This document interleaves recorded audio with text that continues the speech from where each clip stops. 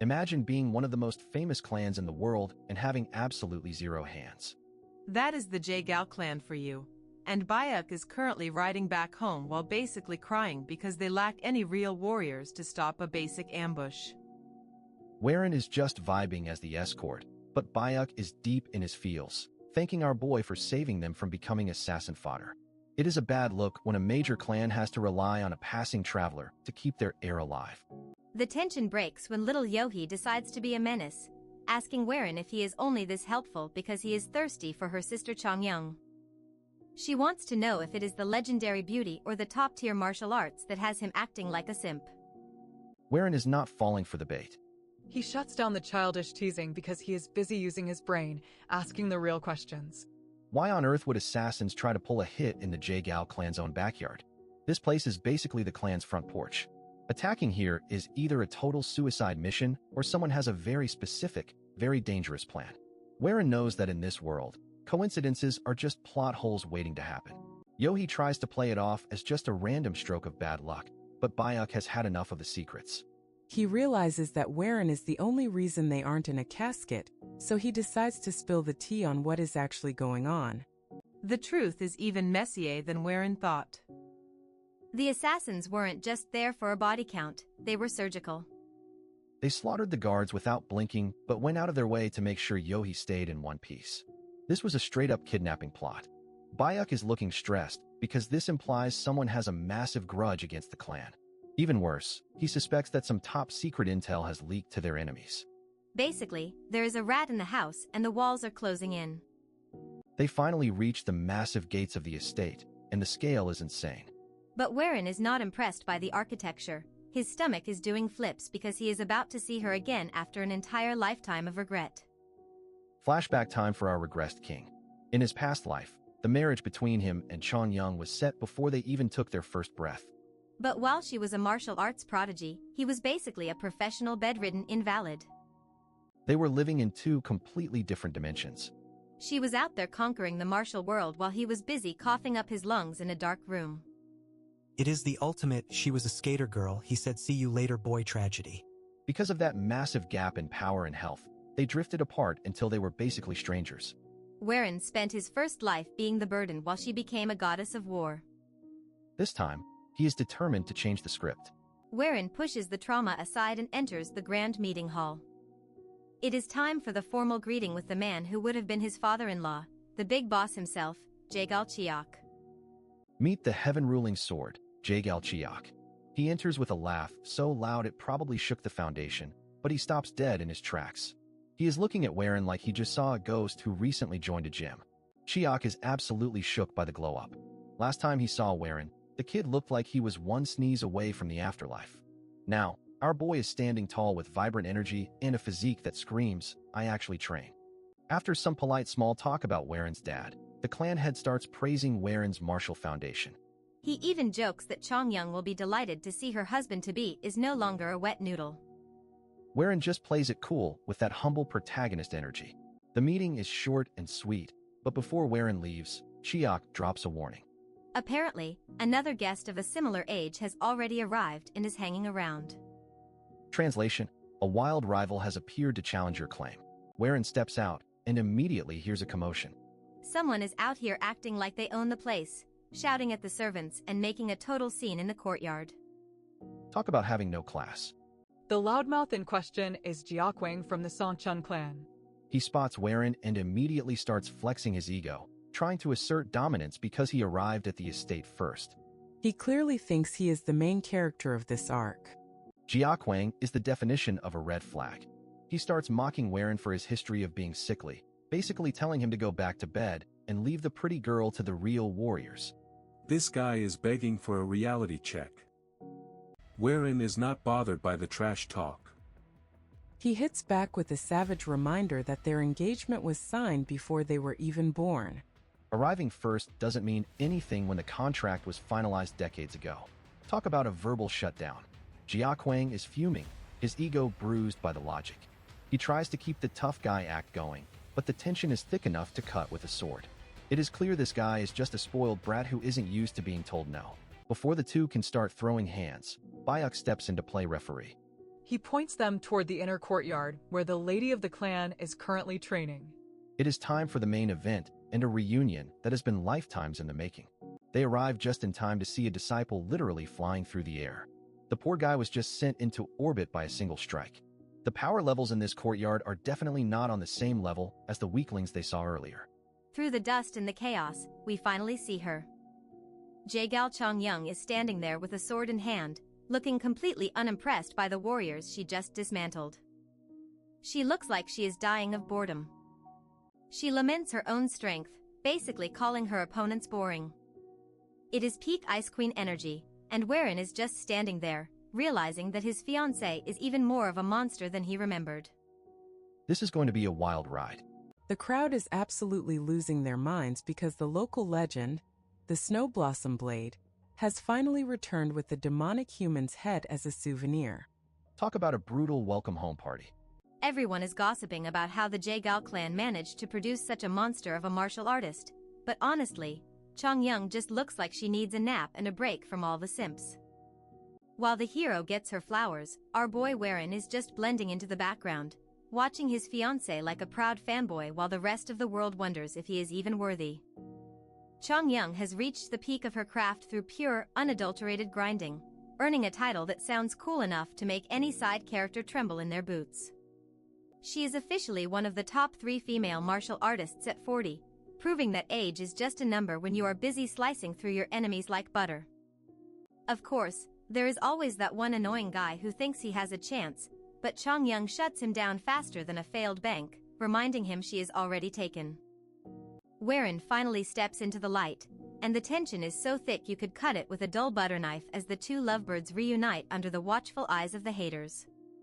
Wherein is just trying to be a polite guest and head out early, but you can see the jealousy radiating off the local martial arts prodigy like a bad smell.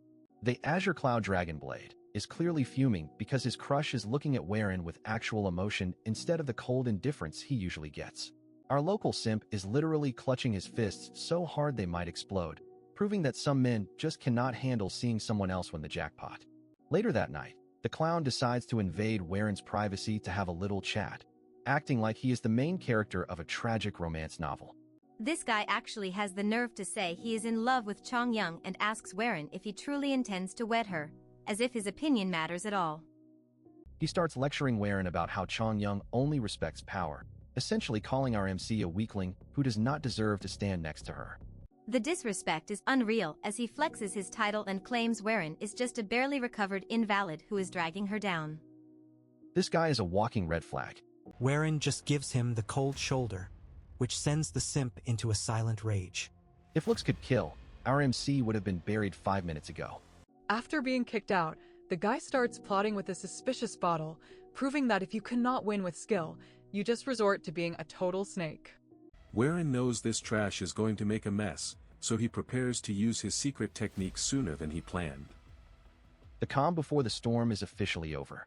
Little sister Yohee drops by to tease Wherein about his marriage, providing a rare moment of peace before the absolute chaos that is about to erupt at the gates. Wherein is just trying to leave peacefully, but the marriage gossip has spread so far that even the kids are asking when the wedding bells are ringing.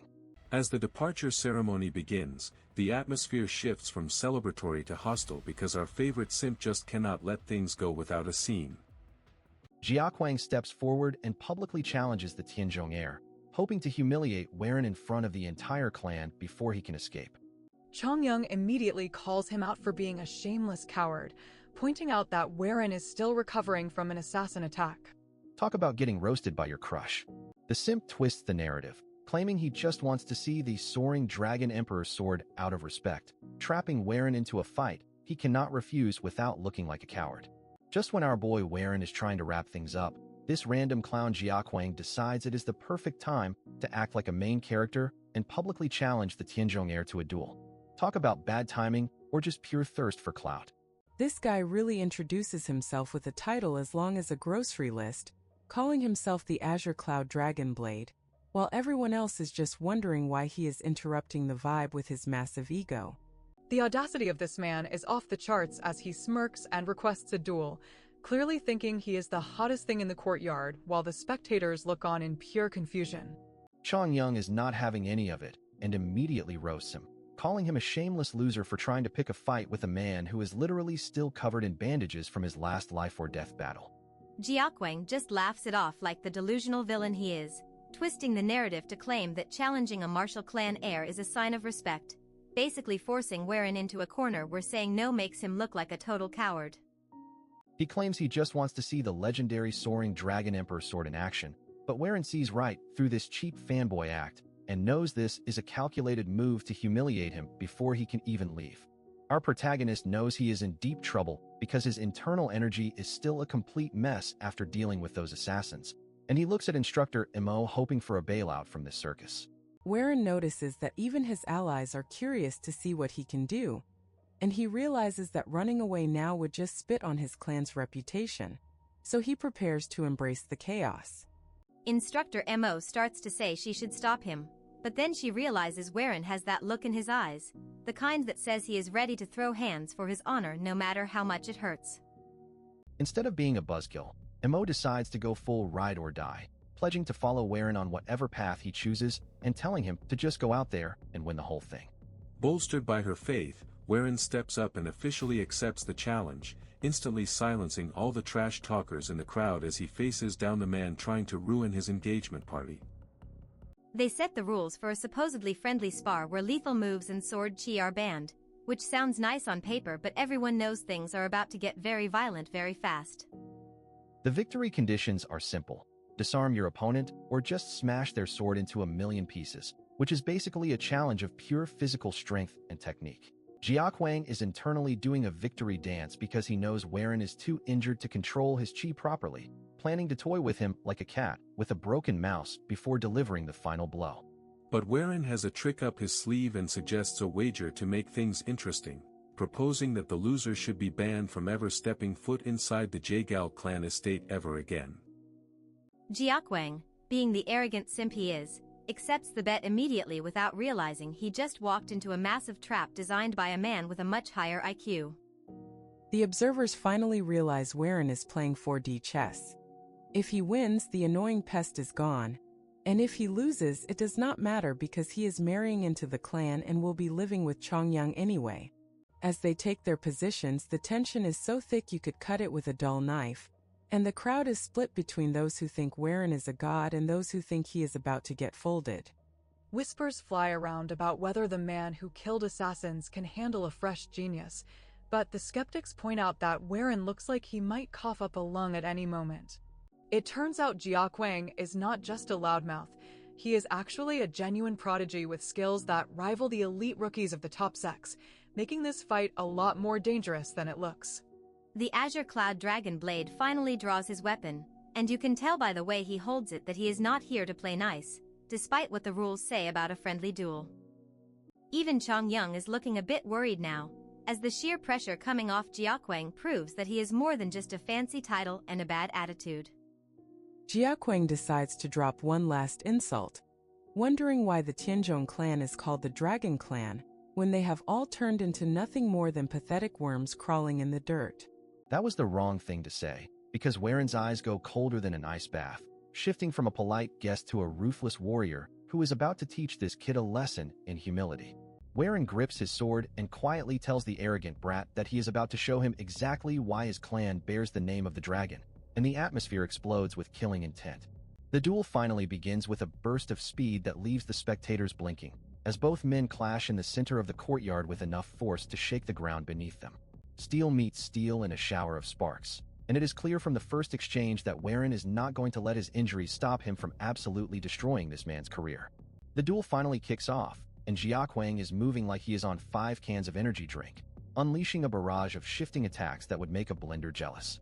He is determined to turn the Tianzhong heir into mincemeat with sheer speed, acting like he is the main character for once.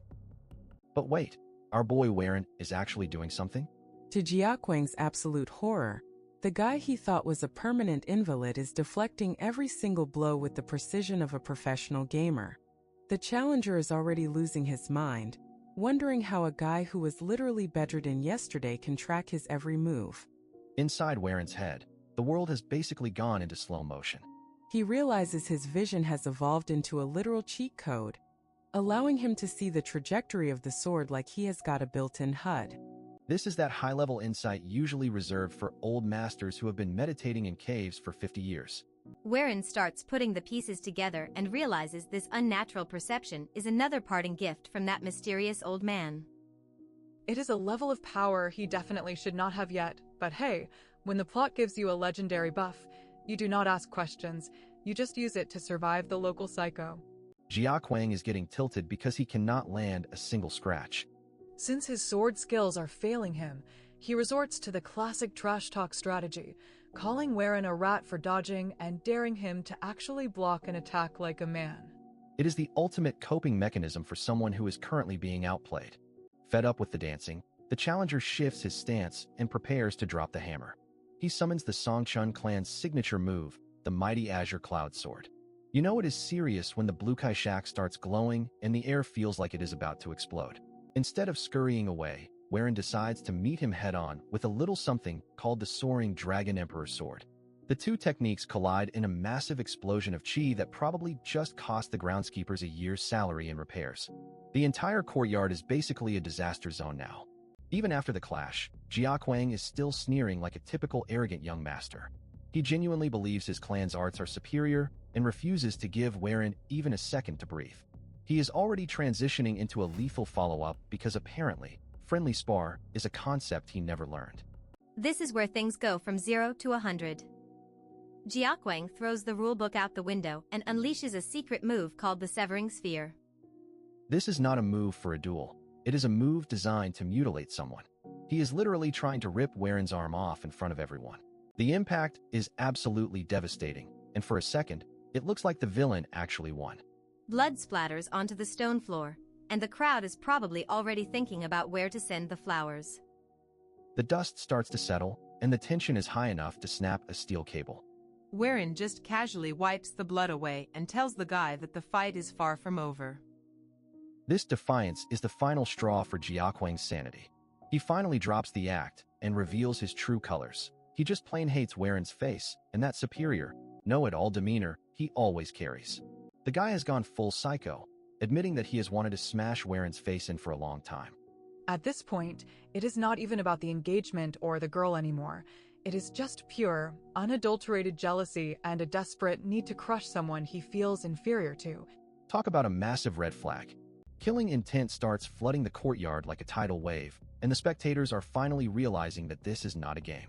Yohei is screaming for them to stop before someone ends up in a casket, but the two of them are already in their own world of violence. This has officially spiraled into a death match. While Jia Quang is busy being a hater, Whereon is having a moment of profound clarity. He admits to himself that he has been living a total lie, acting all calm while he was actually terrified of the future. He is finally confronting the imposter syndrome that has been eating him alive since the start. He gets real about his guilt, acknowledging that he is no saint. He even admits to stealing a child's future by taking that Wudong manual for himself. But instead of letting that guilt paralyze him, he decides he is done running from his pathetic past. It is time for a new Whereon to take the stage. He resolves to walk a new path, one where he tries his hardest to help those within his reach instead of just pretending to be someone he is not. With his resolve hardened into literal steel, he completely tunes out Jia Quang's confused screaming and prepares for the final exchange. Whereon charges directly into the center of the enemy's force, which is basically a suicide move for anyone without plot armor. He is willing to risk everything on a single counterattack, showing that he has finally found something worth fighting for. The atmosphere is thick enough to choke on. He declares to the arrogant challenger that he is about to find out exactly why the Tianzhong family is feared as the Clan of Dragons. It is the ultimate "you messed with the wrong house" moment, and you can practically hear the epic boss music starting to swell in the background. As Jia Quang braces for the impact, Whereon signals that the defensive phase is officially over. The art style shifts into this gorgeous ink wash look as he whispers a single word, "Now." The table has been flipped, the hunter is now the prey, and things are about to get very, very messy for the Songchun heir. The screen goes dark as the dragon finally wakes up. If you thought the fight was intense before, you have seen nothing yet. Whereon is about to show this simp that some dragons are better left sleeping, and the courtyard is about to witness a level of power that shouldn't even be possible. The ink flows across the panels as Whereon's internal power manifests, turning the entire duel into a masterpiece of destruction. Jiaquang's face is a mask of pure terror as he realizes he didn't just pick a fight with a rival. He walked right into the jaws of a monster. Everything culminates in this one final, silent moment of overwhelming force. The now isn't just a word, it's a death sentence for Jiaquang's ego. The Tianzhong name is about to be etched into the stone of this courtyard in the most violent way possible, and honestly, We are here for it. Werin decides it is time to stop playing with his food and finally unleashes the true essence of the Tianzhong arts, turning the arena into a literal dragon's den. The spectators are busy losing their minds as a majestic dragon of pure qi begins to materialize, radiating a pressure so heavy it is basically a physical weight. Arrogance is a hell of a drug, but Jiaquang's high ends instantly when he realizes the impossible is happening right in front of his face. our boy is acting like a human battery, and Jiaquang realizes his own energy is being sucked dry to fuel Waren's rising power instead of doing damage. Waren is locked and loaded, ready to deliver a strike that would definitely turn his opponent into a memory, but the fun gets cut short by a booming command. The energy absorption is so intense that Jiaquang can only watch in horror as he becomes the very source of his own impending destruction. Just as the killing blow is about to land, the Jaegao clan head finally steps in to stop the duel before the arena floor gets stained with a fresh corpse. Even though he is shaking like a leaf, Jiaquang tries to salvage his shattered ego by screaming that he totally would have won if the elders had not interfered. Waren is not even breaking a sweat, simply pointing at the broken fragments of Jiaquang's blade to remind him that a snapped sword means absolute defeat. Since he cannot handle the truth, the local loser starts shouting about sorcery and demonic arts, because there is no way a weakling could be this cracked. The Jaegao clan has zero patience for this tantrum, ordering him to stop the cap and get lost before he ruins the Songchun clan's reputation any further. As the disgraced challenger storms off, the clan head approaches with a boisterous laugh, acting all impressed by Waren's unexpected martial prowess. He admits he did not intervene to save Waren, but to keep Jiaquang from dying, which is the ultimate way to roast someone without even trying. Seeing Waren's battered condition, the old man insists he stay the night at the estate to recover and have a long overdue chat with Chongyang. Once the MC is out of earshot, the clan head looks at his own bloodied hands and realizes a true dragon has been hiding in the Tianzhong clan all along. Realizing Waren is a massive threat, he tells his son Bayuk that their secret plans need to be moved up immediately because the game has officially changed. Later that night, Waren takes a moment in his guest quarters to admire his collection of scars, reflecting on the heavy price he has paid for this power. Solitude does not last long, as a quiet knock at the door signals the arrival of a visitor he has been expecting for a very long time. Jaegao Chongyang finally steps into the room, marking the beginning of a confrontation that is bound to be as scandalous as it is intense. Late-night visits in a cultivation world are either for a secret romance or a murder attempt, and honestly, with these two, it is hard to tell. Chongyang slides into Waren's guest quarters like a ghost, looking for answers after that insane stunt he pulled earlier. Look at her trying to act all stoic while her eyes basically scream concern. She finally asks the big question, how are you even alive right now? She knows he pushed his broken body way past the limit just to secure a win. Our boy Waren just sits there like he did not almost meet his ancestors 5 minutes ago. He admits he went a little overboard, but tries to play it off as no big deal. Typical main character behavior, pretending internal bleeding is just a minor inconvenience. Chongyang is not buying the tough guy act for a second. She reminds him that Jiaquang was a straight-up monster. That mighty azure cloud sword technique is famous for literally shredding people into confetti with pure qi. She points out the elephant in the room. He was injured, handicapped, and facing a top-tier genius, yet he still walked away with the W. Her warrior instincts are tingling because something about that fight smelled fishy. Now we get to the juicy part. She calls out his final move, saying it felt nothing like his clan's signature style. That technique was devouring energy like a hungry black hole, making her wonder if he has been moonlighting with the Wudong sect. Waren just stares at her, realizing this girl is a total martial arts nerd. Even in a quiet, intimate moment, her brain is just 100% combat theories and power levels. Talk about being a martial addict, she is definitely a red flag for anyone wanting a normal date. Sensing that she is about to grill him for 3 hours on footwork, Wherein decides to flip the script. He cuts through the interrogation to find out why she really showed up at his door in the middle of the night. He drops the act and gets dead serious, revealing his new life mission. After cheating death, he is only focused on one thing: protecting his clan and family, and he will turn into a straight-up villain to make it happen.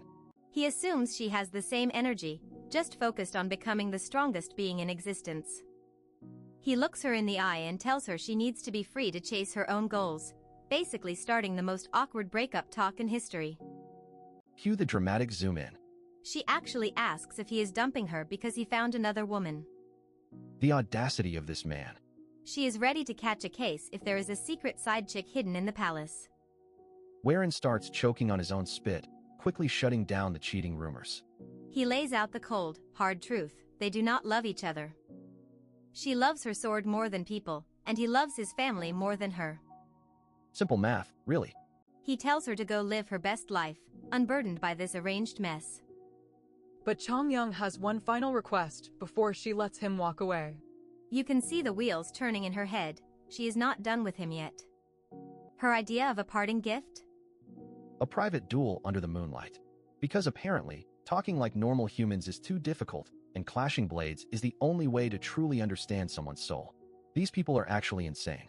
She claims that every swing of the sword says more than 1,000 words. It is the ultimate don't tell me, show me moment. Wherein respects the hustle and agrees to one last dance with the most dangerous girl in the province. The atmosphere shifts instantly from awkward drama to pure high-stakes action. They draw their steel, and the moonlight reflects off the blades. This is not just a spar, it is an emotional dump via physical violence. They clash, and it is absolute peak fiction. Every strike is a question, every parry is an answer. You can see the joy on Chongyang's face. This is her version of a deep, heartfelt conversation. The speed is blinding as they blur across the courtyard. Wherein is keeping up, proving that his recovery is the real deal. They are basically communicating through pure destruction at this point. Look at that smile. She is finally seeing the real Wherein, the man who clawed his way back from the brink of death. This is the closure they both needed, even if it involves potentially stabbing each other. The next morning, it is time for the squad to move out. Wherein and his crew are packed up and ready to leave the Jagal estate. The air feels different now, like a massive weight has been lifted off everyone's shoulders. As they ride toward the gate, Wherein looks back one last time. He sees a tearful Yohee and a satisfied Chongyang watching from the distance. He has successfully rewritten the future and avoided a disastrous marriage all in one trip. They gallop off into the distance, leaving the Jagal clan behind. Two swords left standing in the dirt symbolize the end of an era. Our boy is moving on to the next chapter, and the world better be ready for what is coming next. We start with our crew chilling at an inn, but don't let the peaceful vibes fool you. This isn't a vacation. It is a full-blown interrogation because instructor Mo Byung has eyes like a hawk and zero chill when it comes to her student suddenly becoming a god. Mo is basically calling out the massive plot armor, asking Wherein how on earth he trained so hard while being under her nose the whole time. She is smelling a rat because those new sword moves were definitely not in the official manual. Wherein just hits her with that classic me, smile, playing the innocent card while his brain is actually running at 100 miles per hour. Internally, our boy is doing some high-level math on his own broken abilities. He realizes the Soaring Dragon Emperor sword didn't just hit hard. It actually fused with his Taiji Depth Heaven arts to create a literal chi vacuum. Imagine having a move so greedy it just inhales the opponent's energy like a delicious milkshake. Wherein starts sweating a bit when he realizes that if the Jagal clan head hadn't stepped in, he might have accidentally deleted the old man's entire cultivation. He's basically a walking cheat code at this point, and even he is a little terrified of how gluttonous his new powers are becoming. But of course, being a typical Manhwa MC, he is already planning his next forbidden combo.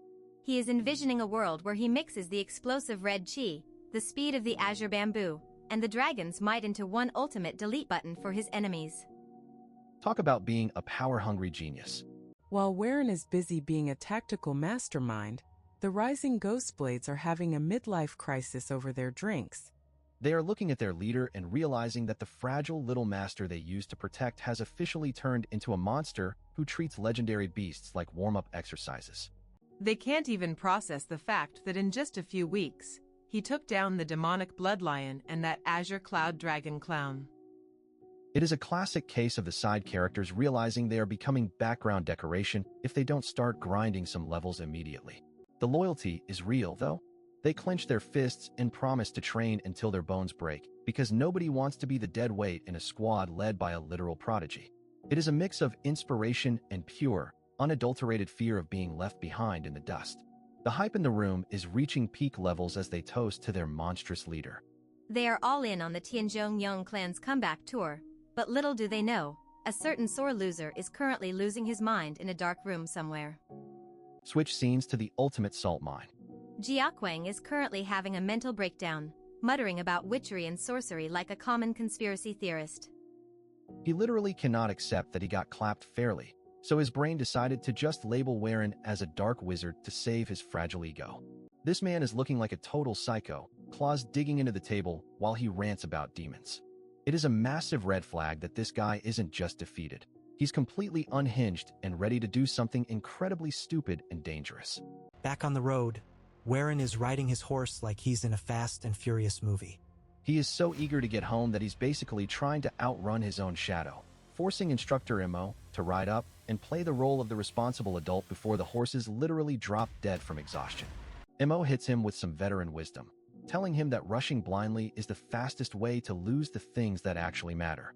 It is the classic mom lecture, and it actually works on our hyper-focused MC, who finally agrees to take a breather at a nearby spring. As they settle down, Mo keeps a close eye on him. She sees that Warren is perpetually on edge, his focus so sharp it could cut glass. He is obsessed with breaking through his limits, but that kind of intensity usually attracts the wrong kind of attention in these stories. While the rest of the crew is relaxing and watering the horses, Warren is still in his own head, meditating and feeling the flow of the forest. Everything seems peaceful until his high-tier senses start screaming that they are being watched by something definitely not friendly. He snaps his head toward the trees, shouting for the coward in the shadows to show themselves.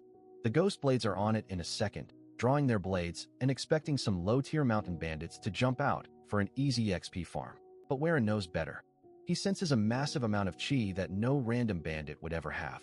This isn't just a mugging, it's a professional hit. He notices the masks are different from the previous assassins, and the aura feels way too orthodox to be a typical demonic cultist. The tension is thick enough to choke on as the shadows start to move. Warren is analyzing the vibes, realizing that whoever is coming for them has a very personal and very holy grudge. It's the most dangerous kind of enemy, the one that thinks they're the hero of the story. Suddenly, a figure emerges that makes everyone's skin crawl. It's not a new enemy, but a ghost from the recent past. The aura is suffocating, and the killing intent is so heavy it feels like the forest itself is turning dark and twisted. The intruder is muttering "found you" like a broken record, his eyes glowing with a madness that says he's long gone from the world of the saying. The Ghost Blades realize this isn't a normal fight. They are dealing with a man who has traded his soul for a chance at revenge. The mask drops and it is none other than Jiaquang, looking like he crawled straight out of a nightmare. He's screaming about wretched demons and ruining his life, and it is clear he didn't come here to talk. The Salt King has returned for a round 2, and this time, he's brought a whole lot of crazy with him. Look at this absolute psycho. Jiaquang has officially lost his last 2 brain cells, showing up looking like a horror movie extra while screaming about demons. He is not even trying to hide his thirst for blood anymore. The ambushers finally step out of the shadows, and surprise, surprise, it is the Songcheng clan. These guys are so confident in their trap that they are not even bothering with masks. They have Warren and his group completely surrounded in the middle of nowhere. Jiaquang starts barking like a mad dog, accusing Warren of being a demonic arts practitioner. He claims his superior senses can smell the dark energy on our boy. Talk about a massive red flag with a sword. Warren takes one look at this clown and realizes he is dealing with a total basket case. The guy has bulging veins, an unstable aura, and his inner chi is basically a dumpster fire. Jiaquang is deep into a state of severe chi deviation, driven mad by his own ego. Warren tries to get ready for the fight, but he hits a massive wall. His inner chi is as stagnant as a swamp. He realizes something is very wrong, and that is when the madman starts laughing like a true villain. The trap is finally sprung. Jiaquang asks how the spring water tasted, revealing he spiked their drinks with gentleman's poison. It is a nasty toxin designed to dissolve martial arts energy, turning elite warriors into defenseless targets. Our boy is absolutely livid. He calls out this orthodox swordsman for using such cowardly, underhanded tactics. But Jiaquang is too far gone, justifying his dirty play as a necessary sacrifice to kill a demon. The irony is actually painful. Wherein realizes the situation is beyond cooked.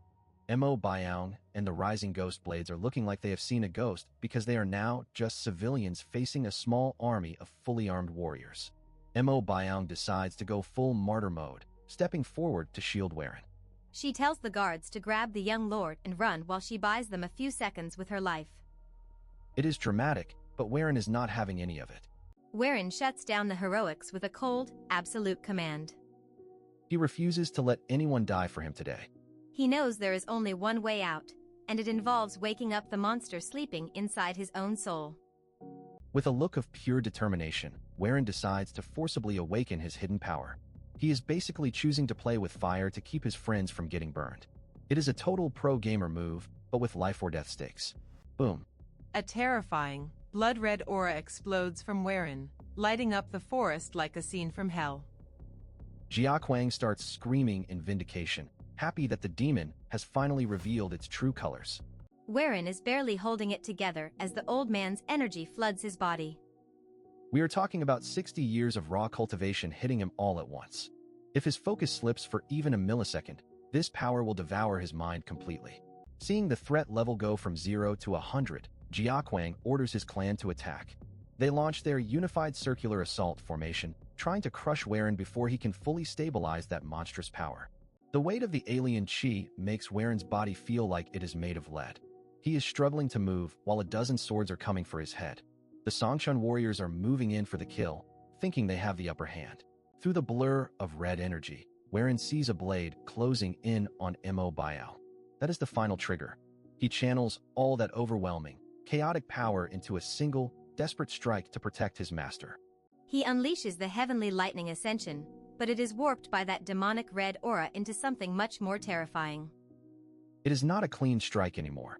It is a devastating shockwave of pure destruction. The explosion is massive, leveling the entire clearing in an instant. The Songchun warriors are scattered like leaves in a hurricane. It is absolute chaos, and the power level is just off the charts.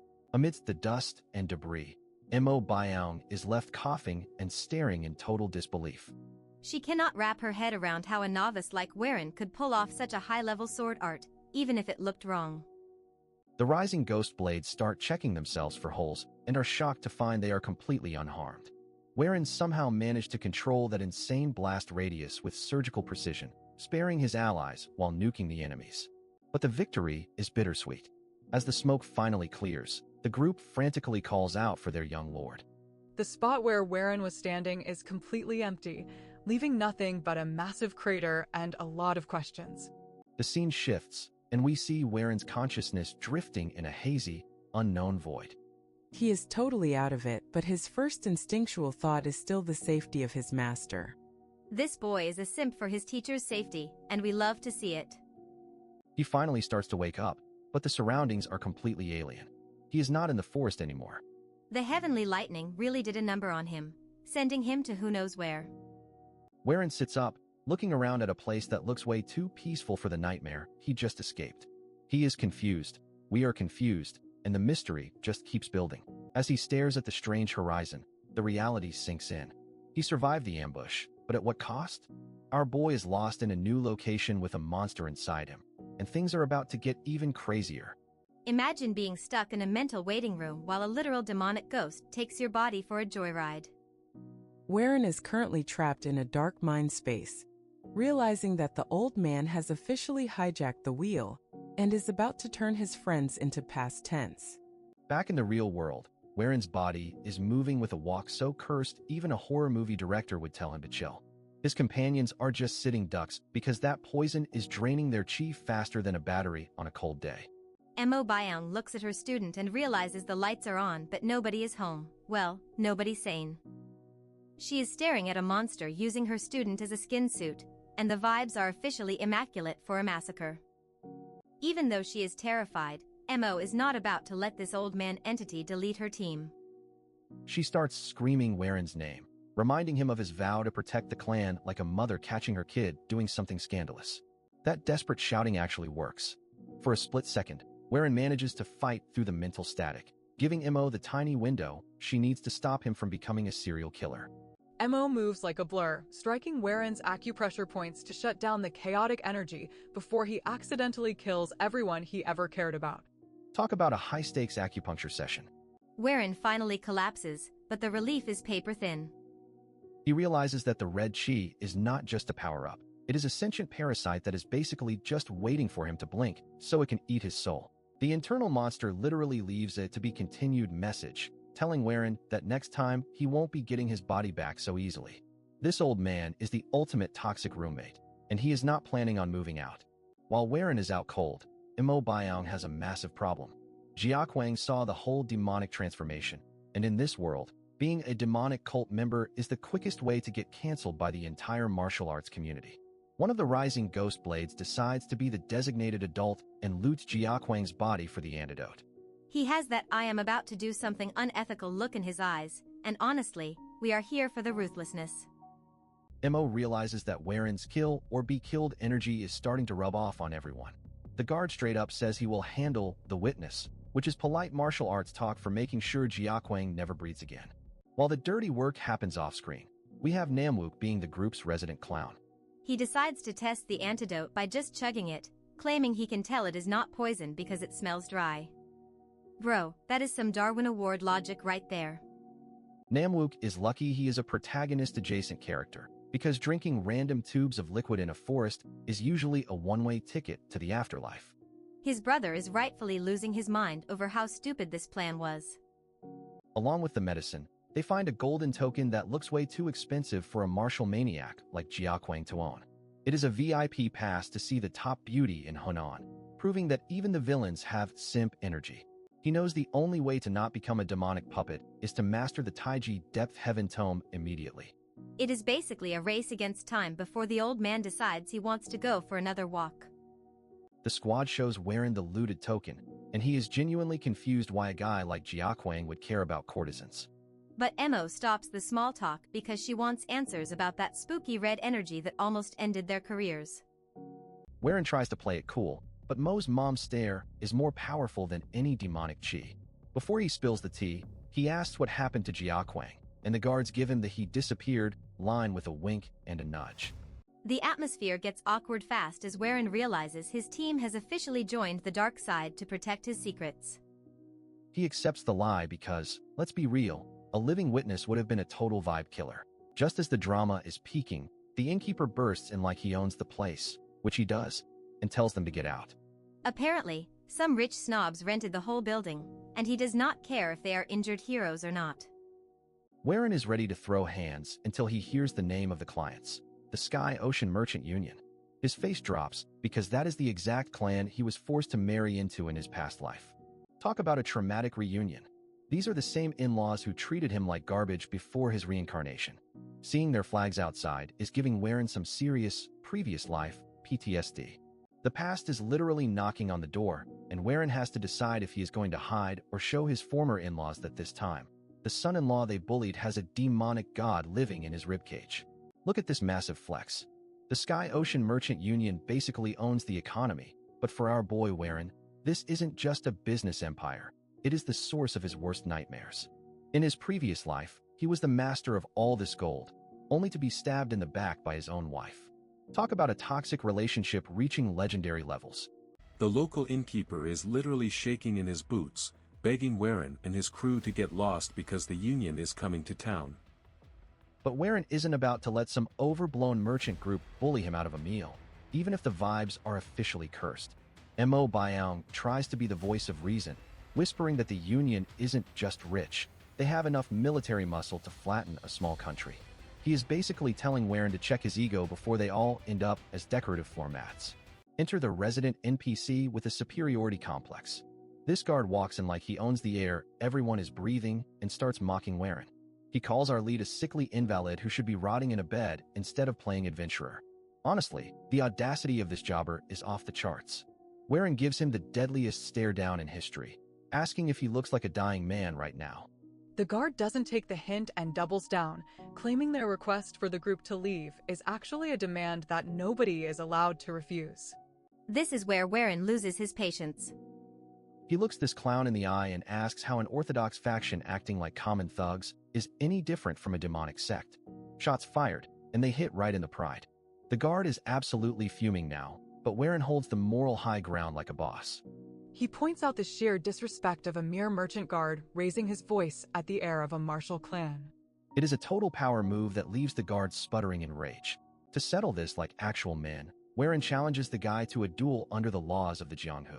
Mo Baiyang is internally screaming, but Warren knows that if he backs down now, the entire Tianzhong clan will be branded as a pack of cowards. Our hero realizes this fight was written in the stars the moment he heard the Union's name. He slips into a combat state, and suddenly, the world slows down. He is locked in and ready to show this guard that being an invalid was so last lifetime. The fight kicks off, and it is a total embarrassment for the bully. Warren is moving like a ghost, dodging every single swing with the kind of grace that makes you wonder if he is even human. The guard is swinging at air while Warren just vibing. The crowd is losing their minds because the rumors said Warren couldn't even walk without coughing up a lung. Seeing him move this fast is making everyone question if the news in this world is just one big prank. Warren is dominating the exchange so hard it is barely a fight anymore. He is proving that all those sickly rumors were absolute nonsense, and the guard is starting to realize he picked a fight with a literal monster in a silk robe. Just as Warren is about to finish the job, a sharp female voice cuts through the air, demanding they stop. Warren freezes instantly, and his blood turns to ice as a carriage door opens. This isn't just anyone. This is the main event of his trauma. It is Hua Wungkyung, the daughter of the Union Master and the treacherous ex-wife who ruined his previous life. She looks at him with this annoying sense of intrigue, calling him a hidden dragon. She has no idea she is talking to the man she betrayed in another timeline. She flashes a charming smile and invites Warren for a meal, probably thinking she found a new toy to play with. The bodyguards are already dreaming about the free wine, but Warren looks like he wants to jump out of his own skin just to get away from her. Warren hits her with a polite but firm rejection, claiming he has urgent business. The bodyguards are devastated about the missed booze, but Warren doesn't care. As he walks away, Wungkyung mutters that their paths are definitely going to cross again. Talk about a stage 5 clinger. Once they are clear of her, Warren starts trembling like he is in the middle of a blizzard. The psychological damage of seeing his murderer wife is hitting him like a freight train. His guards think he is sick again, but this is pure, unadulterated PTSD. He pushes his crew away, claiming he needs to clear his head with some solo training in the woods. He is desperately trying to convince himself that the past is dead and she can't hurt him anymore, but his hands won't stop shaking. Warren tries to find some peace, but the universe clearly hates him today. He hears the sound of metal clashing and bones breaking nearby. He creeps through the brush to see what is going on, hoping for a distraction from his own thoughts. His eyes widen in total shock as he spots a familiar face in the clearing. It is Gochiok, the heir of the Serpent Dragon sect, and he is in the middle of a brutal slaughter. Fate is really testing Warren today, throwing one enemy after another at him.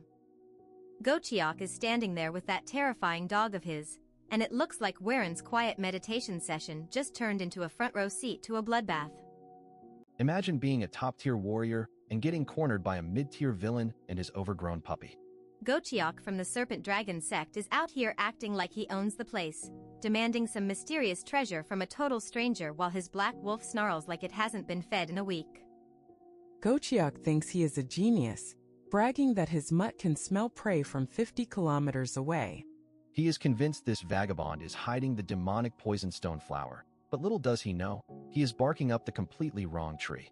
Our boy Warren is watching this whole circus from the sidelines, sweating bullets because the flower is actually hidden in his own robes. It turns out the wolf is just confused by the lingering scent, and Warren realizes he accidentally framed an innocent man for his own heist. Gochiok is the definition of a loudmouthed loser, announcing his title to the whole world like anyone actually cares. He even offers a reward to anyone who helps him catch the stranger, proving that he is too much of a coward to do his own dirty work. The stranger finally drops his name, Jong Seok, and tells Gochiok that he will be meeting the king of hell by the end of the day. Wherein notices that even though this guy looks like a hobo, he carries himself with the elegance of a highborn elite warrior. The fight kicks off and it is a total mess because Gochiok is such a trash leader that he starts slicing through his own subordinates just to get a hit in. Jong Seok is visibly disgusted, calling out the guy for being a disgrace even by demonic standards. Watching the exchange, Wherein finally connects the dots and realizes why the name Jong Seok sounds so familiar. This is not just some random vagabond. This is a future legend who is supposed to become a major player in the martial world. The realization hits Wherein like a freight train as he remembers the title, the hero amongst demons. This guy is destined to rival the strongest beings under the heavens, but right now he is about to get folded because of a flower he does not even have. Wherein recalls the lore that Jong Seok was the last disciple of the hidden saint cult, a man who walked a dark path but kept a heart of gold. If he dies here, the entire future timeline is going to be a total disaster, all because of Whereин's sticky fingers. A massive wave of guilt washes over Wherein as he watches the future legend struggle. He cannot just sit there and eat popcorn while an innocent powerhouse gets executed for a crime Wherein actually committed. Just as Gochiok prepares to deliver the finishing blow, Wherein decides to stop being a spectator and makes his grand entrance. He steps out of the shadows with a cold command to stop, halting the execution in its tracks and confusing the hell out of everyone. Gochiok is fuming, recognizing Wherein as the young master who won a duel earlier that day. He tries to pull the "this is none of your business" card, warning Wherein that the Serpent Dragon sect is not a group he wants to mess with. The crowd of onlookers is absolutely stunned, whispering about how this young lord is basically committing social suicide by standing up to such a powerful sect. Everyone else is too scared to even breathe, but Wherein is just standing there looking unbothered. Jong Seok tries to be a hero and tells Wherein to run away so he does not get dragged into this mess. But Wherein has already made up his mind, and he is not about to let a future legend get turned into wolf food on his watch. The spectators are calling Wherein the Sword Demon now, noting that his vibe is getting darker and more intense by the second. They realize he is choosing the path of righteousness, even if it means fighting the entire Jianghu. Wherein gives a speech about righteousness that would make a saint cry, but internally he is just trying to fix his own mess. He tells Jong Seok to stand back, because this fight is not actually about him anymore. It is about Wherein cleaning up his tracks. Gochiok is done talking and lunges forward like a rabid animal, but he is about to find out that Wherein is in a completely different league. The power gap is so massive that Gochiok's brain practically short-circuits trying to understand how a kid can be this strong. The clash is explosive, with Wherein's blue chi lighting up the entire area as he humbles the sect leader. Gochiok is sweating now, realizing that if he stays any longer, he is going to be the one meeting the king of hell. Realizing he is totally outmatched, Gochiok does the most villain thing possible and orders a full retreat while shouting empty threats. He thinks Wherein has the flower and promises that they will meet again soon to settle the score. As the cowards run away, Wherein realizes he has one major problem left: that damn black wolf. If that dog lives, it will just track the scent of the flower back to him later, and he will never have a moment of peace. Wherein decides to tie up the loose ends with extreme prejudice, prepping a high-level technique. He is not letting that four-legged GPS escape to tell his master where the treasure is hidden. He unleashes the Soaring Dragon Emperor Sword, using a flying sword technique that looks absolutely insane. The blade cuts through the air with lethal precision, targeting the beast that is currently bolting for the exit. The sword strikes true, ending the tracking wolf in a single, clean hit. Jong Seok is left speechless by the display of power, wondering who this mysterious young master actually is. With the dog dead and the enemies gone, Wherein finally lets out a long sigh of relief. He managed to save a future legend and cover his own tracks in one go, proving once again that he is the ultimate player in this game. Look at this guy. The dust has not even settled and the crowd is already losing their minds over Whereин's move. They are analyzing his technique like it is a freaking science project, claiming it looks like the hidden saint cult, but with the majesty of a soaring dragon. Talk about main character energy. Wherein is just standing there trying to act humble, but we all know he is loving every second of this. Even he is surprised he pulled off that flying sword move. Meanwhile, the spectators are basically foaming at the mouth because they have never seen anything this flashy. Some mustache guy in the back decides Warren needs a nickname because apparently, in this world, you are nobody until you have a title that sounds like a budget energy drink. He suggests Flying Dragon Sword Hero, and everyone just starts screaming it like they are at a rock concert. The chant Flying Dragon Sword Hero is echoing through the entire forest. Warren is internally doing a victory dance because he finally got a cool nickname in the Jianghu. He even turns to his master with a smug look, asking if she thinks it sounds badass. Enter Mo Biao, the ultimate buzzkill. She literally appears behind him like a vengeful spirit, asking if he is pleased with himself. She has only been gone for a minute and this local simp is already getting into life-or-death duels for clout. She starts lecturing him about how the Songchun clan has too many rules, while the Serpent Dragon sect is basically a hive of honorless snakes. But then, she drops the act and admits she is actually proud of him for beating their heir without getting a single scratch. A rare moment of masterly affection, guys. The drama shifts to Jong Se-ok, who finally wakes up and realizes he is not dead. He is looking at Warren like he is a literal god. He immediately starts bowing and thanking this stranger for saving his life and patching up his wounds. Talk about a glow-up for his reputation. Se-ok is so overwhelmed by the kindness that he is ready to do anything to repay the debt. Warren, being the opportunistic genius he is, decides to offer him a job. Why find a bodyguard when you can just save a legendary swordsman and make him your contract worker? Warren reaches out a hand and offers a formal contract. He is playing the hero card perfectly, but we all know he just wants a buff guy to take hits for him. Se-ok is basically crying at this point because he has never met someone this generous. Then comes the flex. Warren drops a massive bag of money on the table. He knows this vagabond is desperate for cash, and Se-ok looks at the silver like it is a miracle. Our boy Warren is literally buying loyalty with a smile. We finally get the sob story.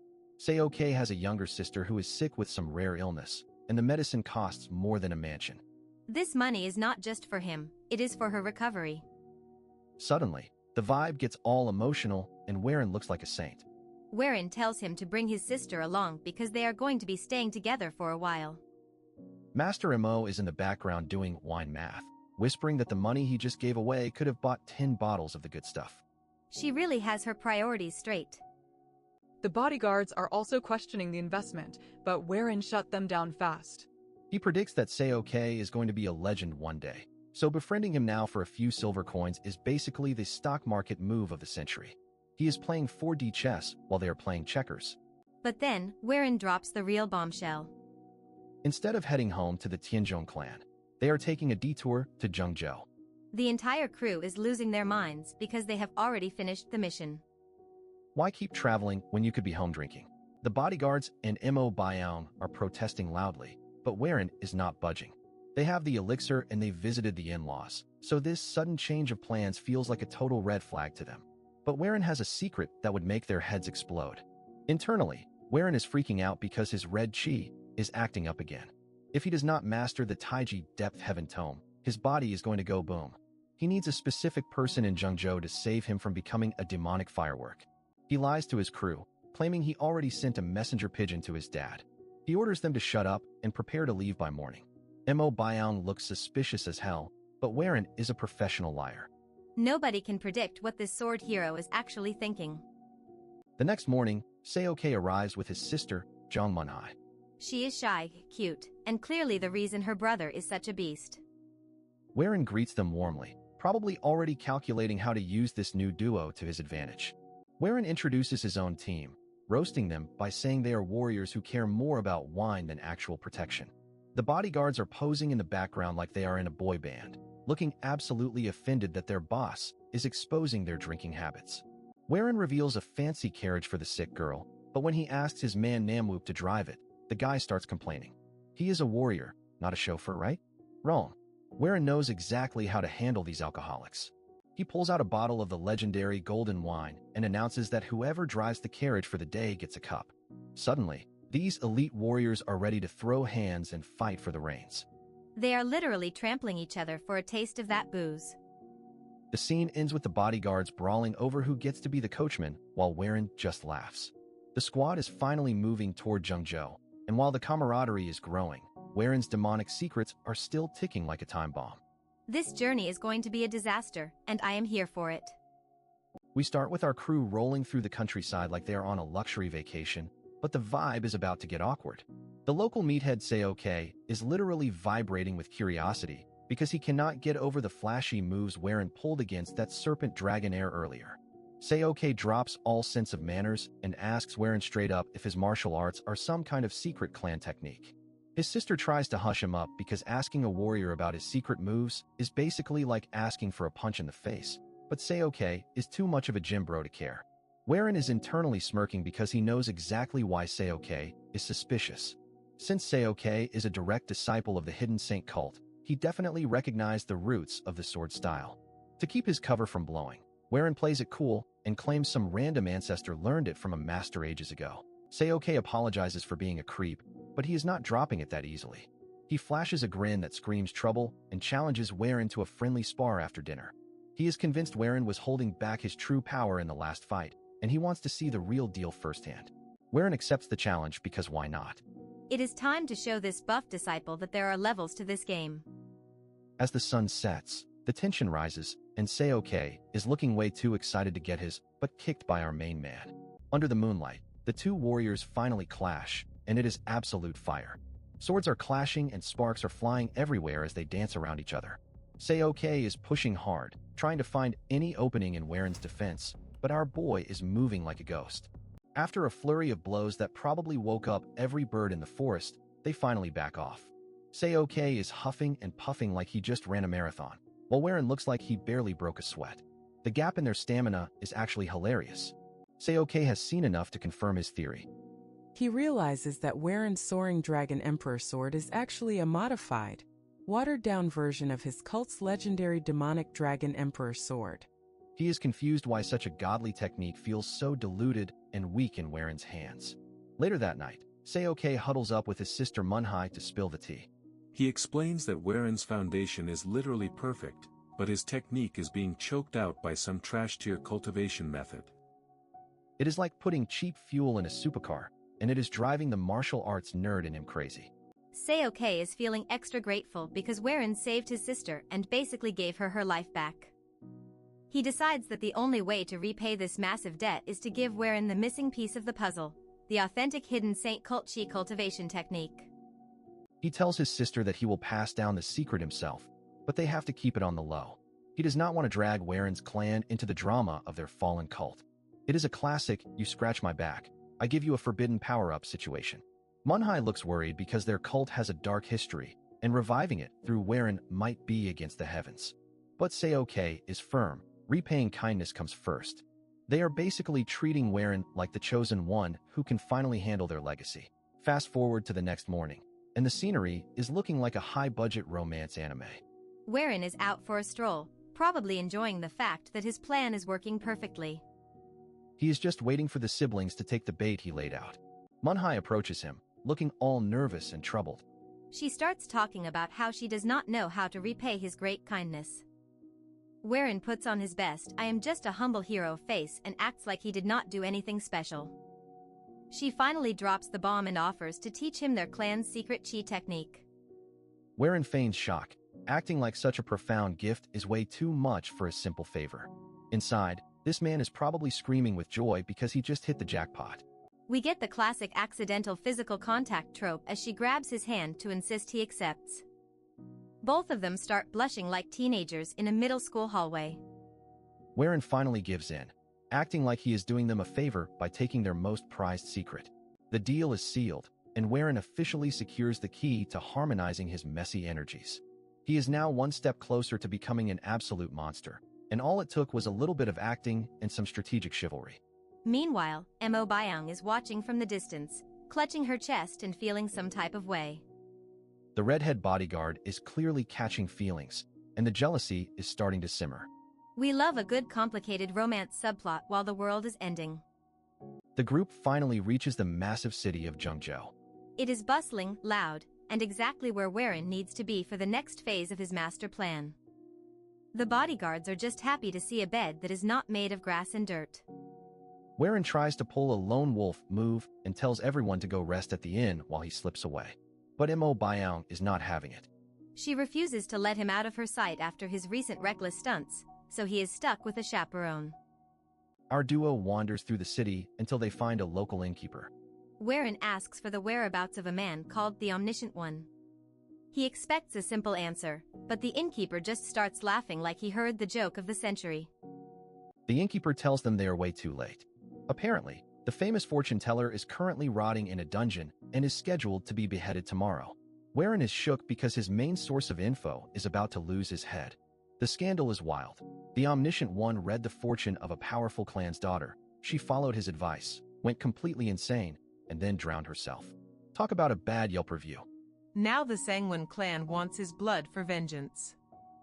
Wherein realizes his simple meeting has just spiraled into a high-stakes jailbreak mission. He is now on a collision course with another powerful clan, and things just got a whole lot more complicated. Welcome to the hero life, where nothing ever goes according to plan. Meet Nin Myingwak, the so-called Omniscient One. This guy built a whole career on fortune-telling and exorcism, but he is actually a secret envoy for the Bae cult. You know, the kind of cult that likes to play with souls like they are Legos. Too bad his omniscience did not help him avoid getting caught. Our boy Wherein is desperate to find this shady sorcerer because he has got a literal monster spirit called the Old Man squatting in his body. But just as he is making plans, he hears the local gossip. The Omniscient One is getting his head chopped off tomorrow. Talk about a deadline from hell. While Wherein is busy stressing out in the middle of the street, a wild noble girl appears.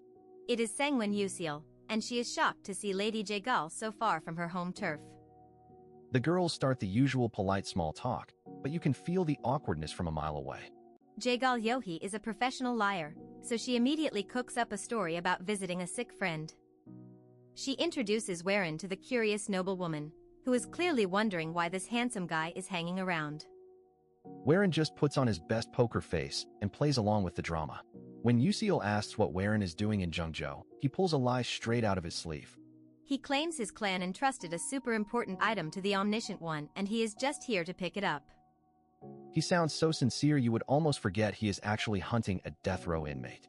Yuseol drops a bombshell that ruins the mood. Apparently, the sorcerer committed a massive crime against her family and is currently rotting in their dungeon. Wherein acts like his world is ending, pretending that his clan is doomed if he does not get that imaginary item back. This is where Wherein turns into a total rizmaster. He looks absolutely devastated, acting like a tragic hero in a low-budget soap opera. He needs to get into that dungeon, and he knows exactly which heartstrings to pull to make this sheltered noble girl do his bidding. In a move that would make any K-drama lead jealous, Wherein grabs Yuseol's hands and begs for her help. Poor girl turns redder than a tomato. She completely misreads the situation, thinking this is some kind of romantic proposal in the middle of the street. Simp mode activated. Flustered and probably already planning their wedding, Yuseol promises to talk to her father and sprints away. Wherein drops the act the second she is out of sight. He is not here for love, he is here for an exorcism. He tells his party to head to the inn while he prepares to infiltrate the Sangwon estate. Wherein is actually impressed when he sees the Sangwon clan's territory. It is twice the size of his own clan's place.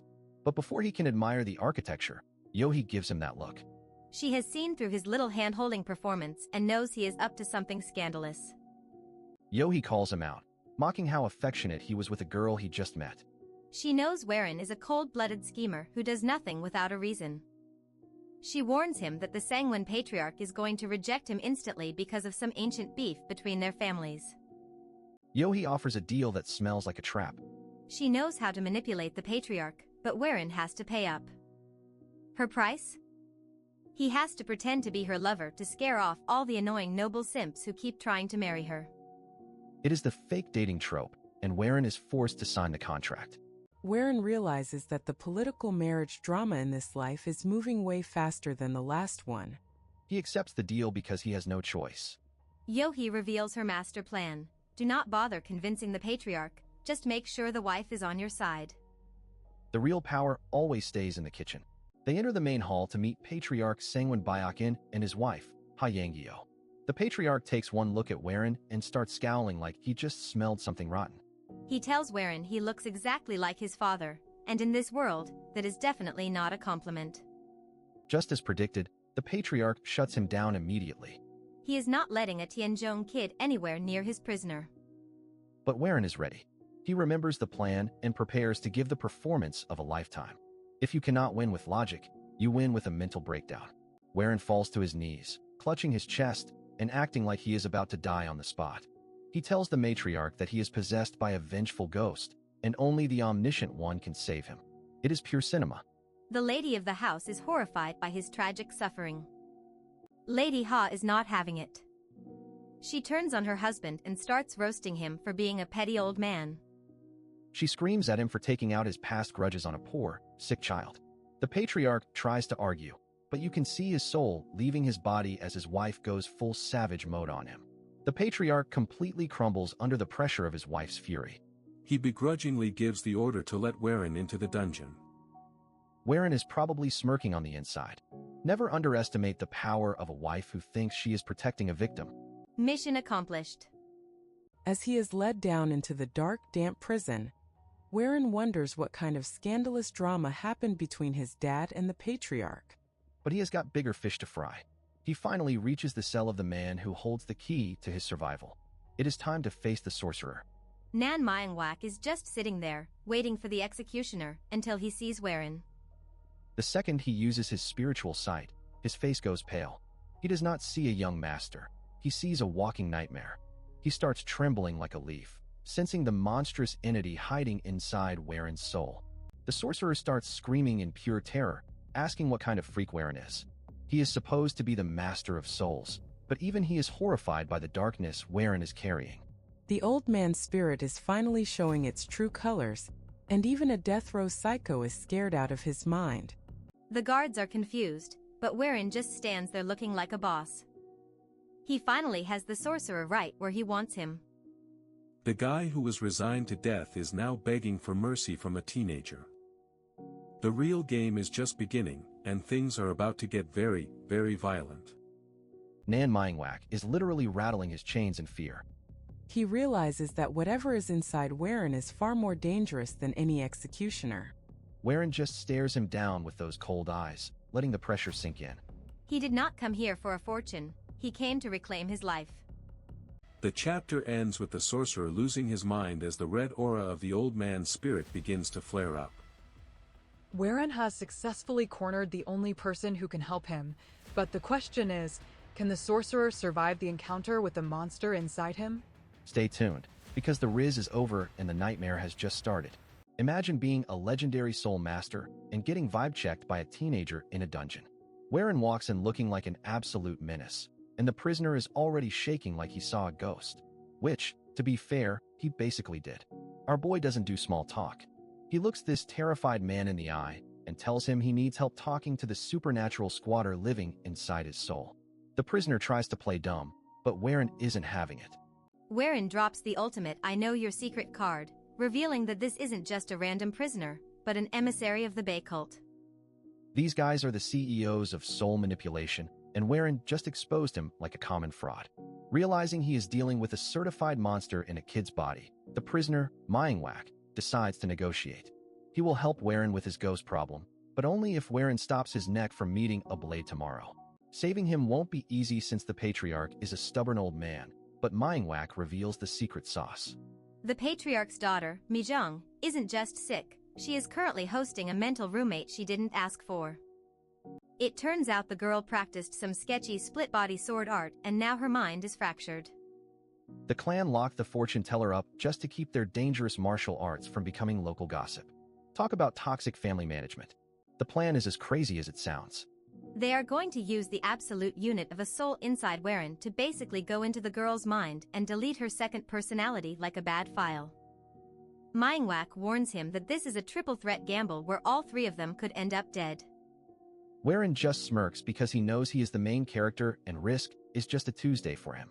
Wherein somehow pulls the ultimate "trust me bro" on the patriarch and actually walks the prisoner right out of the dungeon. Myingwak is stunned that the kid actually handled that stubborn old fool so easily. As they head to the girl's room, the patriarch is still being a major red flag, threatening to wipe out Whereин's entire clan if a single hair on his daughter's head gets messed up. Very dramatic, 0 out of 10 parenting. Wherein just ignores the threats and prepares for the ritual. He is focused on the goal while the adults in the room are busy having a mental breakdown over the stakes. They arrive at the daughter's quarters where she is looking like she is in a deep sleep. Wherein takes his position, sitting cross-legged like a pro while Manhwa starts the spooky stuff. Out comes the knife. A little blood on the floor and some glowing magic circles later, and the ritual is officially in full swing. This isn't your average Sunday school session. Manhwa starts opening Waren's upper energy core to wake up the beast inside. He warns Waren to stay focused and ignore any whispers, because once that door opens, there is no closing it. The enchantment is supposed to suppress the soul's power while they transfer it, but Manhwa's hands are shaking. He is trying to be the boss, but we all know Waren is the one running the show. Suddenly, the red glow goes from cool aesthetic to we are all going to die. Manhwa starts panicking, screaming that the soul's power is way stronger than he calculated. His control is shattering like glass. Waren's consciousness gets yanked into a dark void. The old man finally speaks up, and he sounds incredibly offended that Waren is trying to use him as a glorified vacuum cleaner for someone else's soul. The entity finally stops playing the mysterious roommate and drops his title, the Demonic Master. This is the legendary powerhouse that everyone in this world fears, and he is currently living rent-free in our boy's head.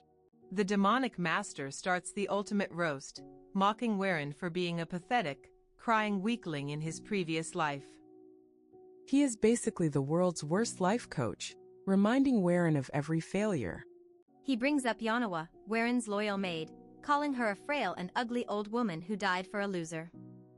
This ghost really chose violence today, hitting Waren right where it hurts the most. Waren is paralyzed in the spirit realm, forced to listen to this ancient jerk talk trash about the only people he ever cared about. The ghost thinks he has already won the mental battle. But Waren's rage is built different. He snaps out of the paralysis and snarls at the ancient ghost to shut his mouth. He is not that crying kid anymore, and he makes sure the demonic master knows it. With eyes glowing like he is ready to end the world, Waren vows that he will eventually find a way to kill the ghost for good. The demonic master just laughs like a maniac, loving the spicy attitude. The entity admits he likes Waren's spirit, but says the time isn't right for their final showdown. He is going to keep watching from the shadows, waiting for Waren to either become a god or crash and burn. The vision fades as the entity retreats back into the darkness. Waren is left back in the real world, breathing hard but more determined than ever to turn his internal demon into his personal servant. Our boy Waren snaps back to reality like he just survived a spiritual car crash, and honestly, the old man Manhwa looks even worse. The omniscient one is sweating buckets and spitting blood, admitting that Waren barely made it through the front door of this ritual. But don't get comfortable because the party is just starting. Manhwa warns that the soul diving session is only in phase 1, and they have to dive into Sangwon Mijong's broken brain right now, or everything goes up in smoke. Waren is told to play brain surgeon and place his hand on the girl's head to guide that chaotic old man's energy straight into her upper core. It's basically like trying to fix a computer by shoving a lightning bolt into the motherboard. The mission is simple but psycho. Find the real personality hiding in the girl's mind and delete the fake one like a bad browser extension. If Waren messes up, she stays a vegetable, and he's basically the one who pulled the plug. Suddenly, the world shifts, and Waren is standing in a surreal memory of the Sangwon clan. He is forced to watch a highlight reel of Mijong's life, seeing her go from a cute kid to a girl whose psyche literally gets sliced in half by her own martial arts. It's a total tragedy porn flashback as he witnesses the exact moment her mind fractured into two. Watching someone's sanity break in 4K is a lot, even for a regressor who's seen everything. When the movie ends, Waren finds himself facing double trouble. Two identical Mijongs appear out of nowhere. One greets him like a waifu while the other looks like she's ready to file a restraining order and call him an intruder. The twins start circling him like he's a piece of meat, playfully mocking his confusion. They want to know if he's staring because they are pretty or if he's just failing the ultimate spot the difference challenge. One of the sisters gets way too close for comfort, daring him to pick the real one.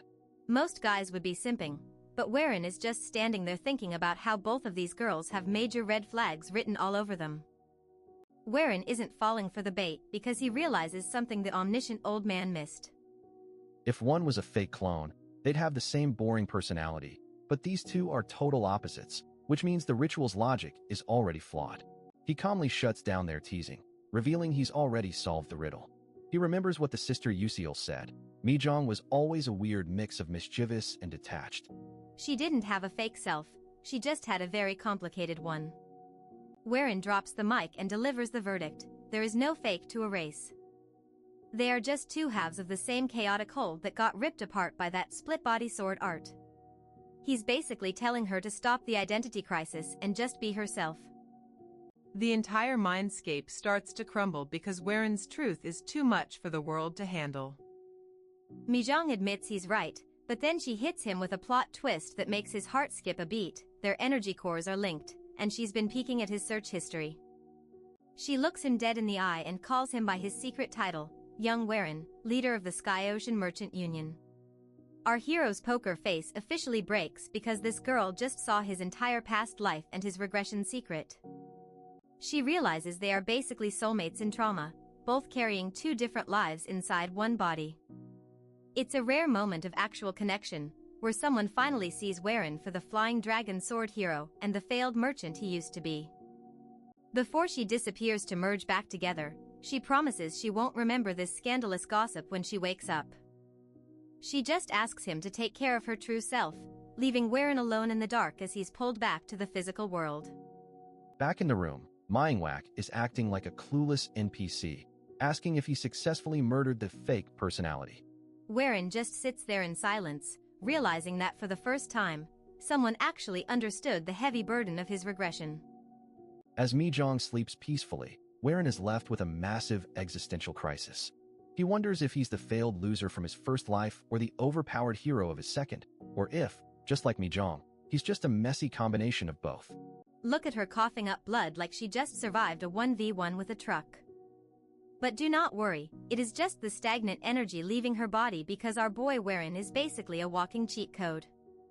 The ritual is a success and the lady is finally back from the brink of death. She wakes up looking like she missed 100 years of sleep, staring at Waren with those hazy eyes. She admits she faintly remembers his face, but her memory of their little soul bonding session in the mindscape is completely wiped. Typical. Confused and probably wondering why a total stranger is in her room, she asks why someone from the Tianzhong clan would risk everything to save her. Waren just hits her with the cold shoulder, acting like he did not just dive into her soul. Instead of explaining his heroics, he just deflects the question and tells her to focus on her family. He is playing it cool, but we all know he is just trying to avoid the thank you speech. Cue the dramatic entrance. The sanguine patriarch and his wife rush in like it is a soap opera finale, crying enough to fill a lake because their daughter is finally awake. It is a wholesome family moment, but Waren looks like he is ready to leave. Even the omniscient one, Manhwa, is impressed. He praises Waren for surviving a direct intervention with a human soul without turning his brain into mush.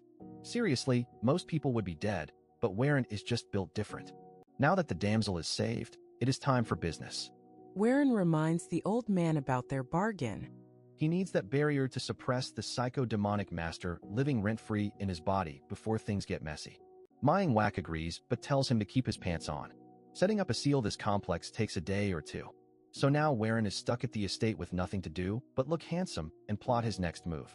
Before the old man leaves, he drops a spicy little warning. He whispers that when two souls get that intimate, a lingering sense of closeness remains. Basically, he is telling Waren he might have accidentally started a romance. Waren is visibly flustered, dismissing the teasing like a total tsundere. But as he finds a quiet spot to think, his brain starts connecting the dots about the future one supreme and the crazy path he needs to take. He realizes a shocking pattern.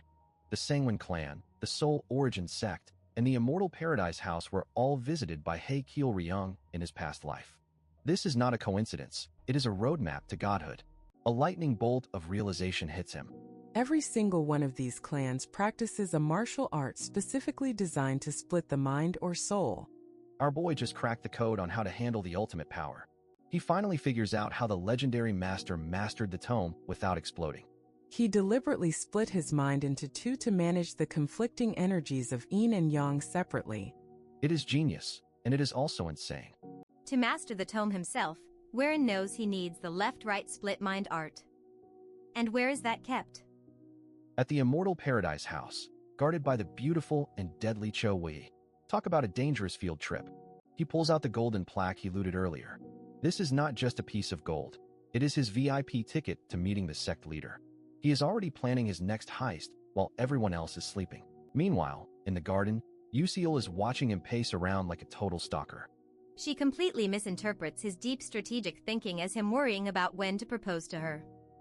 Girl, the delusion is real. Yohi shows up to pop her bubble with some bad news. Young Master Peng is arriving tomorrow, and he is a major headache.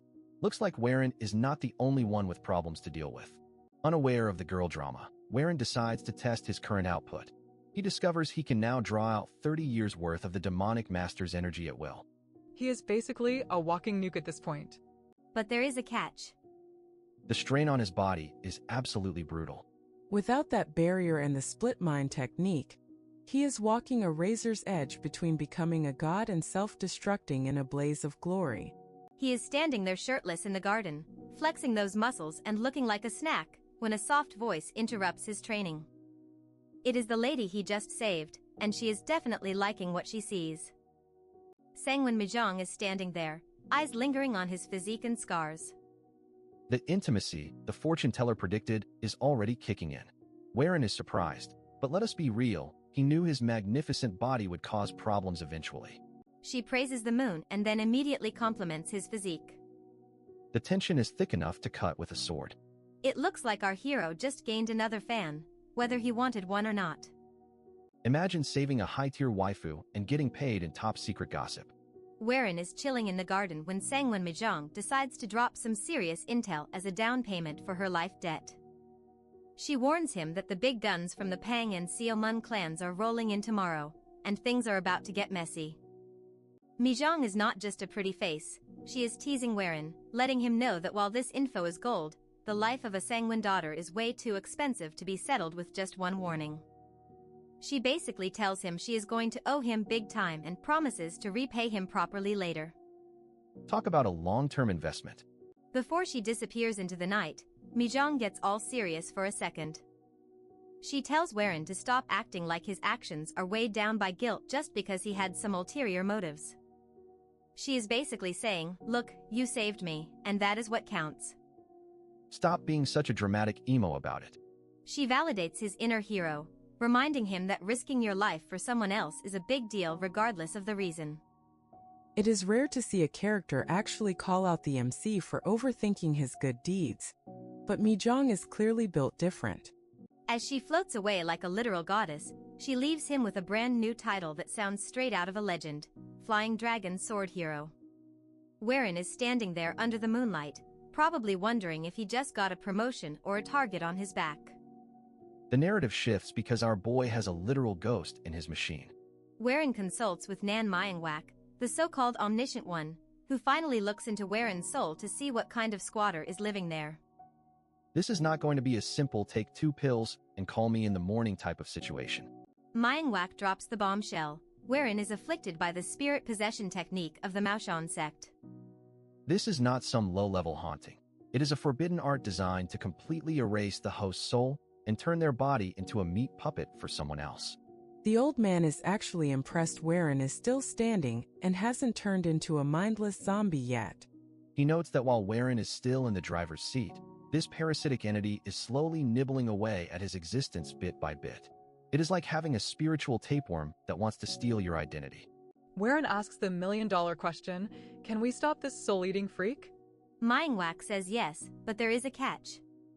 The ritual required is the most dangerous thing he has ever attempted, and the success rate is basically a rounding error. It is a you might die trying to not die kind of deal. Myingwak adds a bit of savage shade, saying it shouldn't be too hard for someone as reckless as Warren. If you are crazy enough to risk your life for a total stranger you just met, surely a suicidal ritual is just another Tuesday, right? The old man's sarcasm is top tier. Just as the atmosphere gets heavy, it is shattered by a wild Jagal Yohi. She storms onto the bridge and grabs Warren like he owes her money, screaming about him neglecting his promise. This girl has zero boundaries and even less chill, and poor Warren is just caught in the middle. She frantically reminds him of their deal to play fake lovers because the troublesome young masters from the other clans have finally arrived. She is basically using Weren as a human shield against her unwanted suitors. The fake relationship trope is in full swing, and Weren is the designated simp blocker. Later, Weren is chilling in his guest quarters, and he is feeling a massive pang of broke boy inferiority. The Sangwon clan's guest rooms are more extravagant than his entire past life's merchant union headquarters. He is realizing that in this world, there are rich people, and then there are Sangwon rich people. But he can't focus on the fancy decor for long because the real threats are here. He starts doing some mental prep, recalling the legend of Peng Jiaoke. This guy is not someone you want to meet in a dark alley, or a well-lit hall, for that matter. Weren shudders thinking about the Blade Tiger Dragon, who becomes a master of the 5-tiger severing blade in the future. We are talking about a man who built his entire reputation on extreme violence and overwhelming power. Jiaoke is basically a human natural disaster waiting to happen. A servant interrupts his tactical breakdown to summon him to the main hall. The big meeting is finally happening, and the representatives of the great clans are all lined up like they are ready for a martial arts fashion show. Weren has to put on his big boy pants and face the music. He enters the room and sees a lineup of high-level threats. Seo Mun Seosul and Seoyan are there, looking elegant but deadly, alongside Peng Kielrian and the infamous Jiaoke himself. The tension in the room is thick enough to cut with a spirit-possessed sword. Sangwon Joyang introduces Weren with all the dignity he can muster, presenting him as the heir to the Tianzhong clan and the hero who saved his sister. It is a respectful intro, but you just know someone is going to ruin the vibe in 3, 2, 1. And right on cue, one of the guests lets out a rude, scoffing laugh. This clown sneers that he has never even heard of some country bumpkin clan in his life. The disrespect is off the charts, and Weren's flying dragon patience is about to be tested. Imagine being so arrogant that you call an ancient clan a bunch of country bumpkins to their face. This long-haired clown Seo Mun Yuan clearly didn't get the memo that barking at the MC is a one-way ticket to a hospital bed. Weren isn't even bothered. He hits back with a smile so sharp it could cut glass, telling Yuan that if he hasn't heard of the Tianzhong clan, it's only because he's too ignorant and inexperienced to know what's actually happening in the world. The purple-haired siblings are fuming, but Peng Kielrian steps in to play referee before the tea starts flying. She's watching the drama with a smirk, clearly enjoying the fact that someone finally told the local brat to sit down. Redhead Mommy Kielrian notes that a man with such a witty tongue usually carries a blade that's just as sharp. She's already sensing that Weren isn't the weakling everyone thinks he is, and honestly, her intuition is the only thing working in this room. We get a quick look at the big names gathered here, but let's be real, most of them are just high-tier background fodder waiting to be outshined by our boy. The tension is thick enough to choke a horse, and Yuan isn't done being a menace yet. Yuan decides to pivot his attack to Jaegal Yohee, maliciously asking if she's got any shame for hanging out with a man who was supposed to marry her own sister. He's really trying to play the morality police while looking like a total tool. Yohee doesn't even blink. She smoothly lies through her teeth, claiming the engagement was already broken just to keep their little ruse alive. Meanwhile, Weren is realizing that this whole drama is just fuel for the jealous fire burning in Peng Joke's eyes.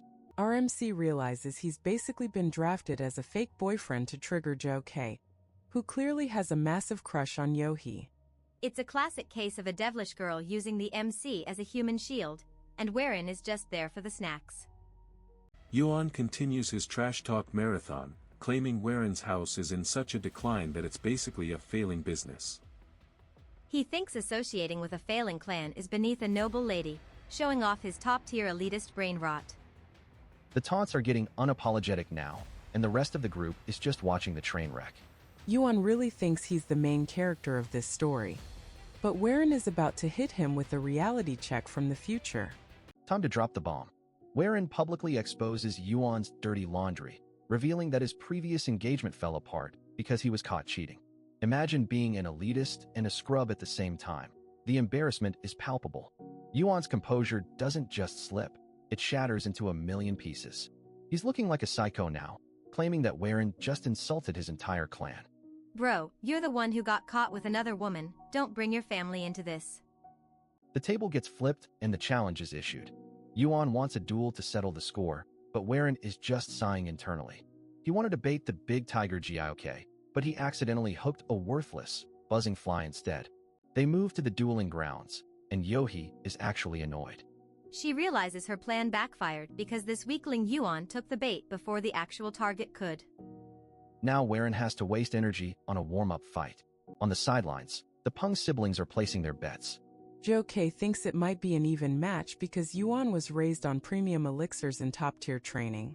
Little does he know, Warren has the power of future spoilers on his side.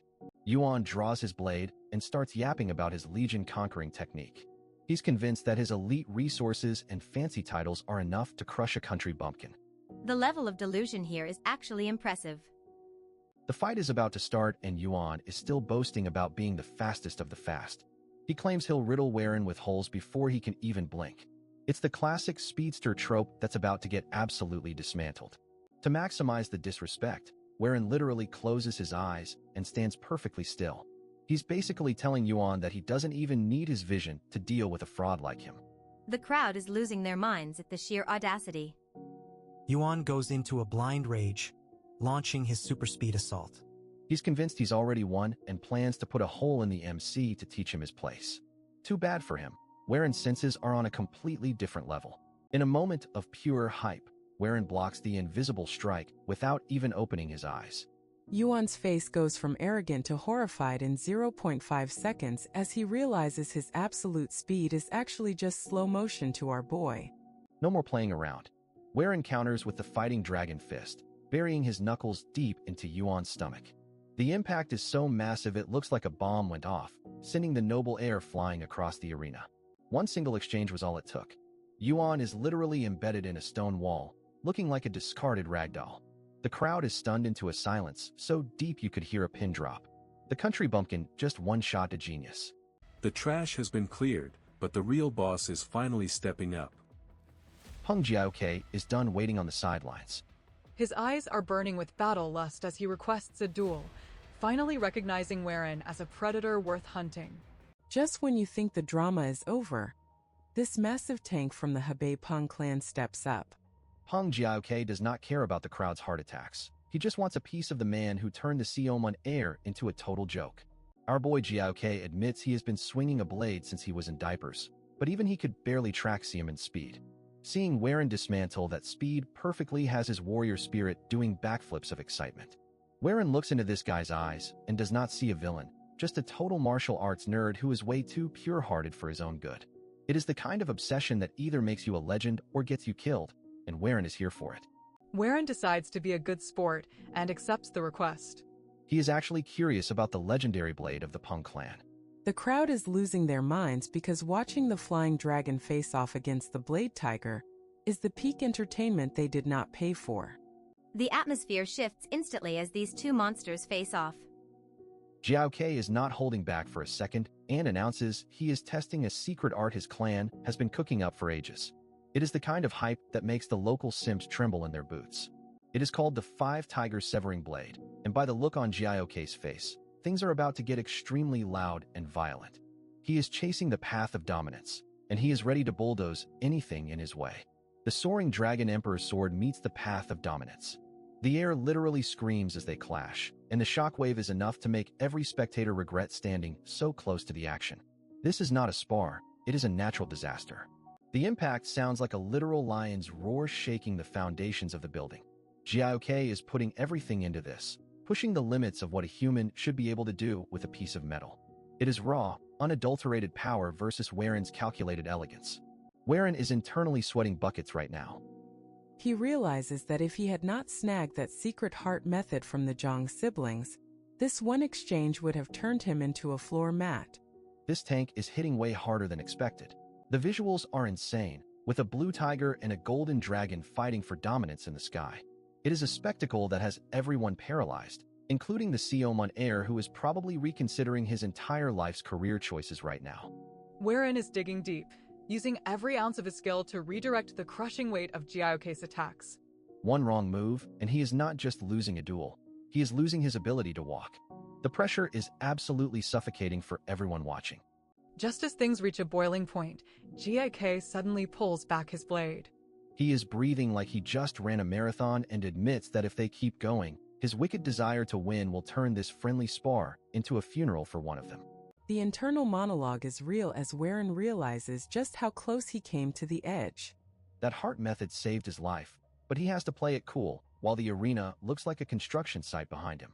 Everyone is just staring in shock while the spectators watch from the sidelines like a proud, yet terrified, audience. The battle between the tiger and the dragon was so intense, it literally cracked the walls of the courtyard. Jiaoke is actually a total sweetheart after the fight, asking Weren for an honest review of his performance. He wants to know if his speed and aura were dominant enough, looking like a student waiting for his test results. The arrogance of the Seomon heir has been completely silenced by this display of raw power. Even the toughest warriors in the crowd are fired up after seeing such a high-level exchange. It is a true contest between legends. Weren uses his cheat code future knowledge to realize that the 5 Tiger style is actually a dangerous hybrid of Pung arts and demonic techniques. It is a recipe for disaster, and Jiaoke has no idea he is playing with fire.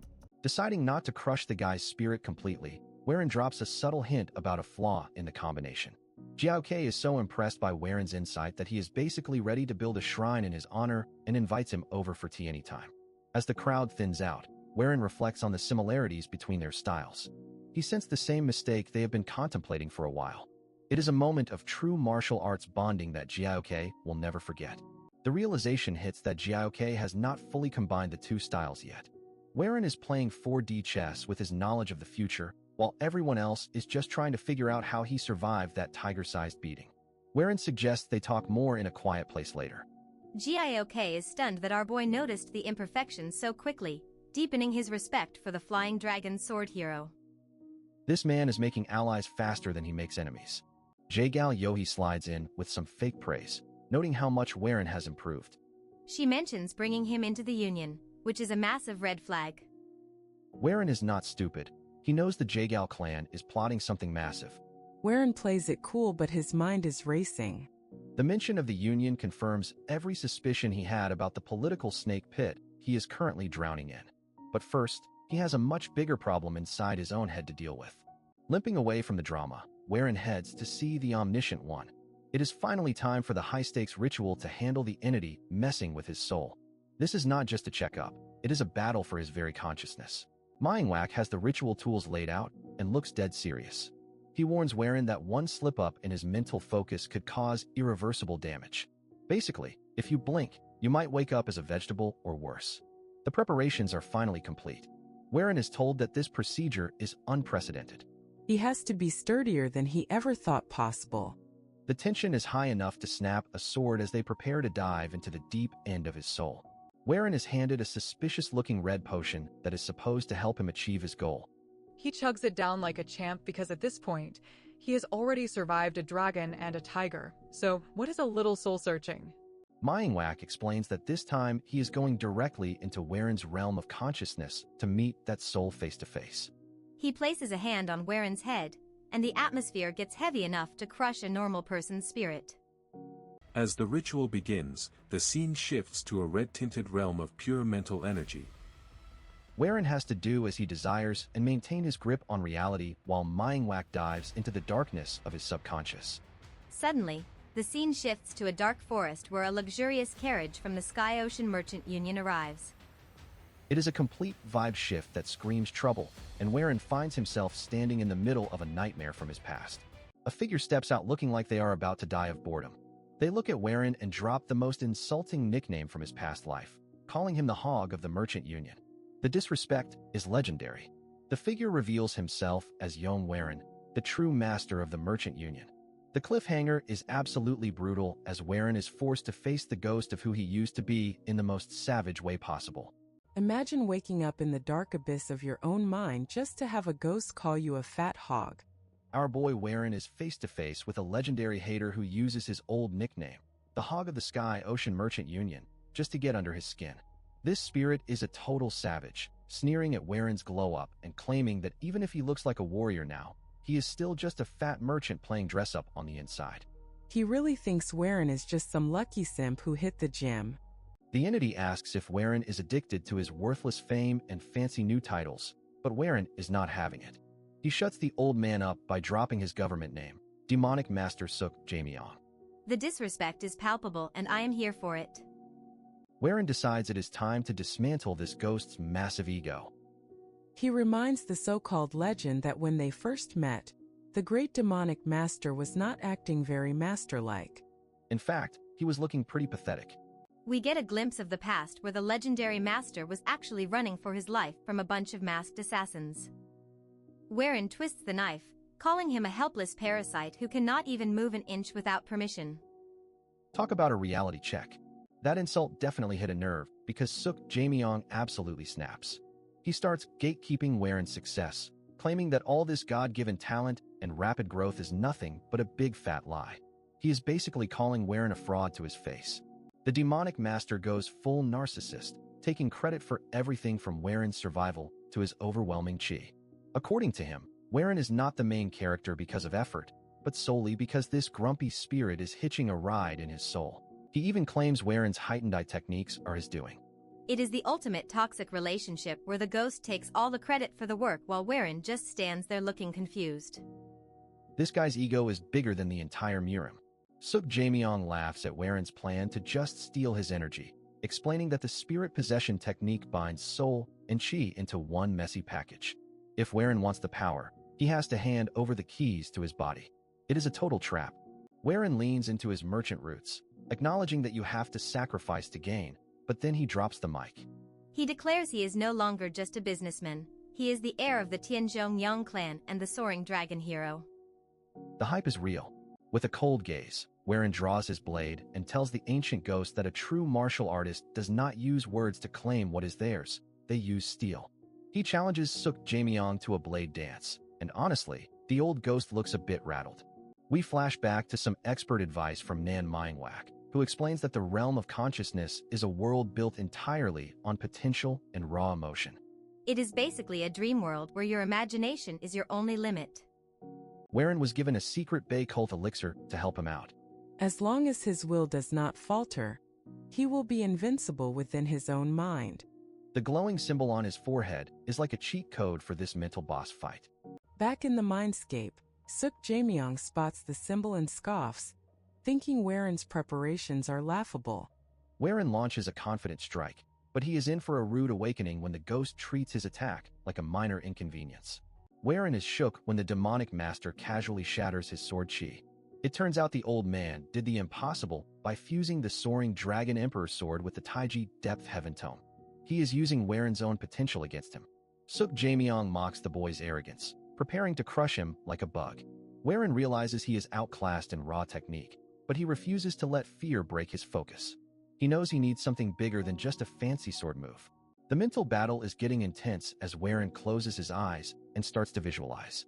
He thinks of a small fish fighting against a violent torrent, struggling to swim up a massive waterfall just to reach the sky.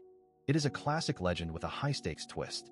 Channeling the Dragon Gate legend, Waren manifests the image of his finished self, a majestic dragon representing his future destiny. He charges forward with the weight of his entire potential, clashing with the demonic master in a final, explosive showdown. You think you can just block a legendary attack and walk away? Our boy Waren is about to learn that mental health days do not exist in a high-stakes death match. The red energy is hitting the fan, and it is absolutely chaotic. Waren is huffing like he just ran a marathon in a sauna. He realizes his inner chi is leaking faster than a cheap faucet, and if he goes dry here in the spirit realm, his real body is basically a defenseless loot box for the vultures. Enter Suk Jae-myung, the demonic master, who is currently having a total meltdown because a literal brat is making him work for his paycheck. Look at that ego. It is bigger than the massive spirit dragons he is summoning just to flex. This guy really wants us to know he is a certified psycho. He starts yapping about his bloody history, where his only personality trait was making sure everyone who tried to stop him ended up 6 feet under. He is screaming his lungs out, offended that a mere merchant is standing in his way. Sorry, Grandpa.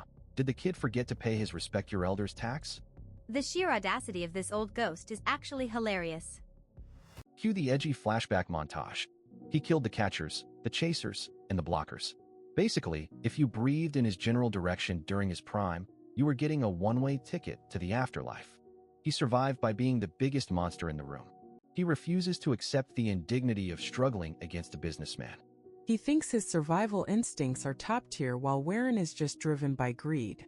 Talk about a massive case of projection from a literal spirit. The spiritual pressure is getting insane. We have got red dragons clashing with gold ones in a void that is about to explode. This is not just a mental battle anymore. It is a straight-up kaiju movie happening inside Waren's head.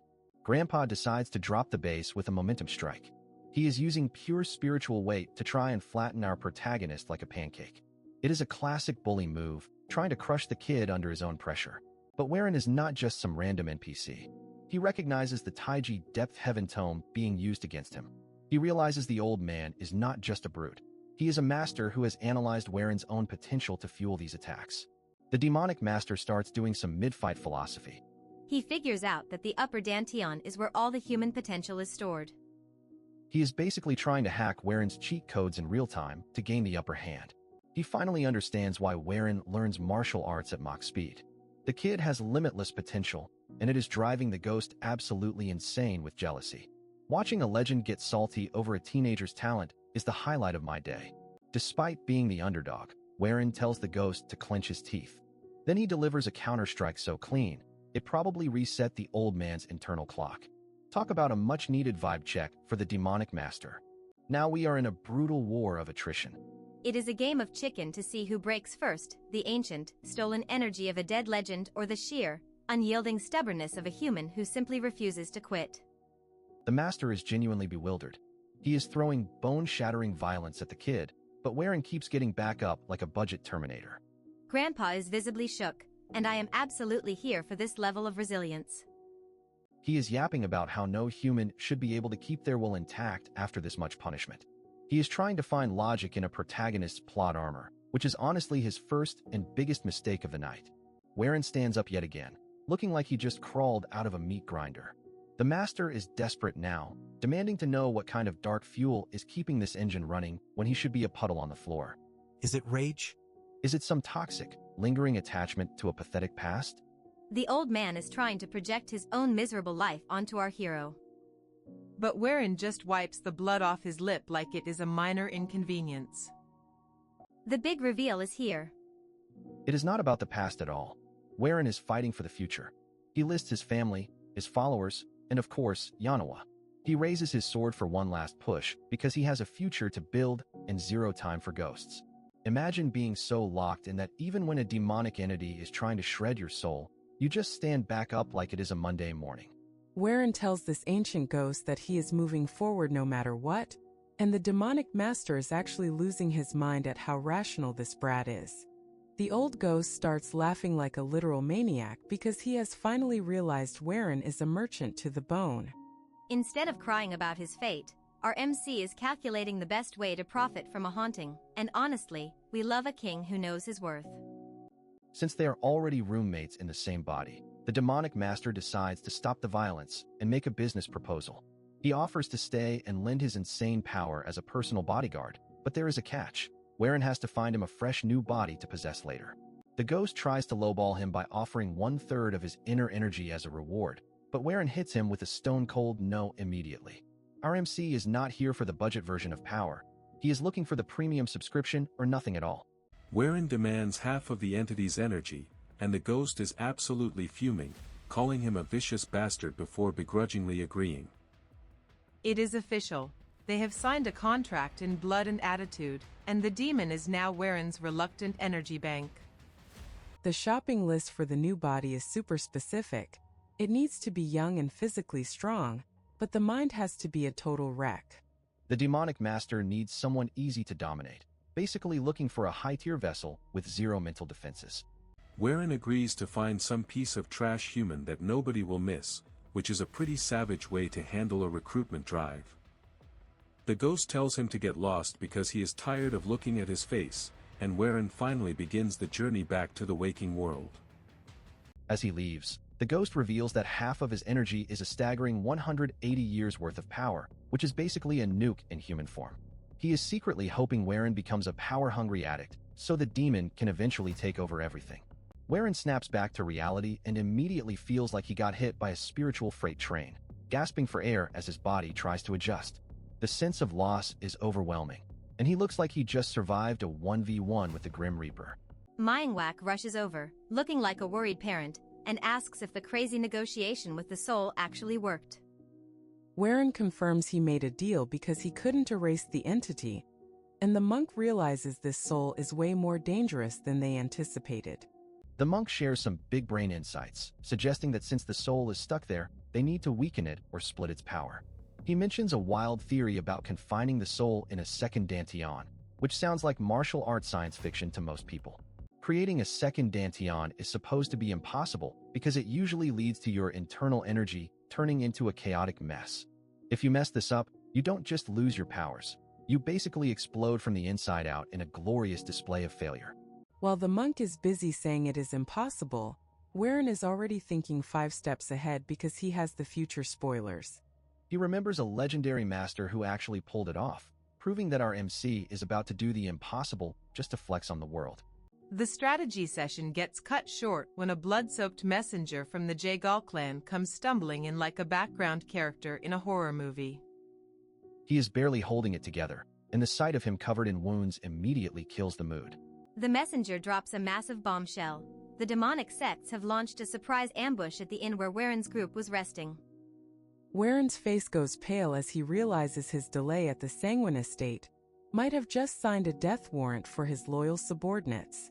This wasn't just a small skirmish. It was a full-blown massacre where the villains didn't even spare ordinary civilians.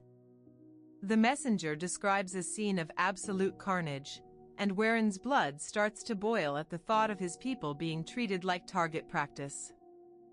Only this one guy managed to escape to bring the news, and Warren realizes his entire group is currently surrounded by bloodthirsty psychos.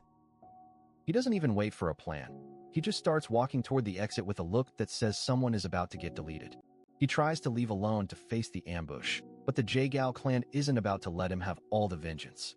Yohei steps up and tells him that since her clan member is also in danger, she is joining the raid whether he likes it or not.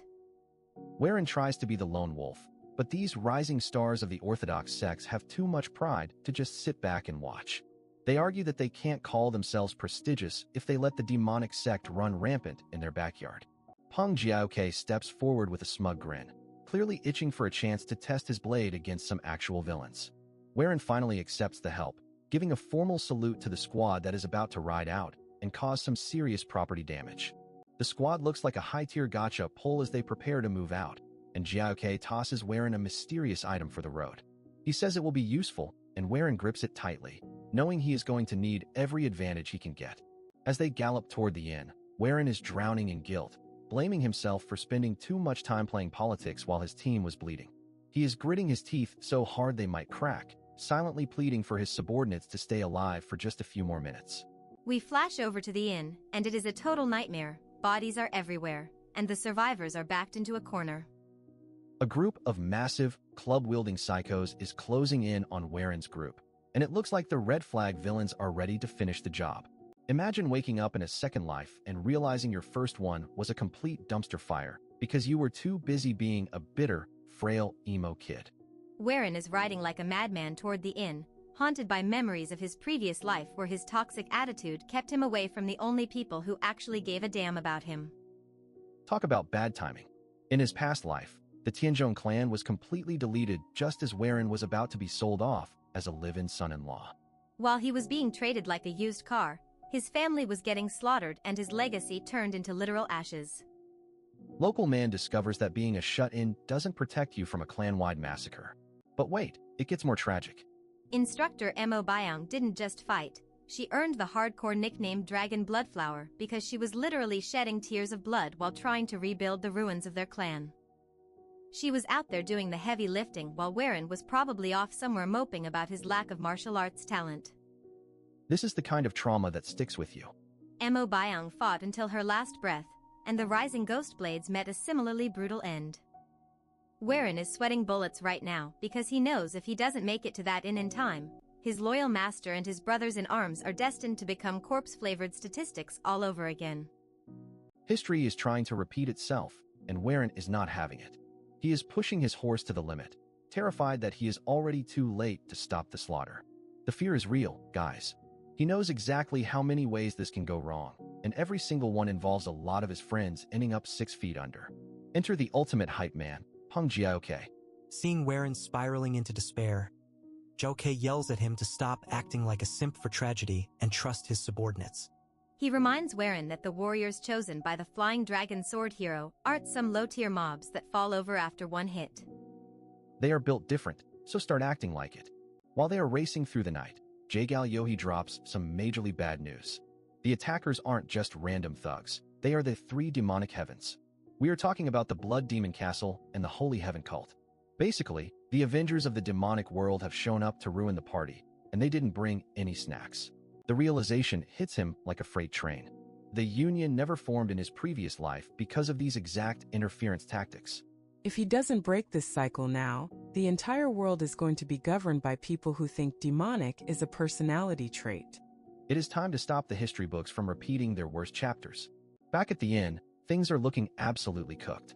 The Jaegal clan's defensive enchantments are shattering like glass under the relentless assault of the demonic practitioners. It is basically a magical breach and clear, and the good guys are on the wrong side of the door. The barrier is failing, and the monsters are coming for dinner. Inside the crumbling shield, Master Mo Byung is looking like a total girl boss, even if she is covered in enough blood to paint a house. She is leading the defense with the Ghost Blades and the Jong siblings, but let's be real, they are being pushed to their absolute limits. It is a desperate last stand, and the odds are looking 0-0. The defenders are more wounded than a protagonist's ego after losing a fight. They are bleeding out, exhausted, and surrounded, but they refuse to yield. They have formed a literal human shield around the young heir, Jaegal Bayuk.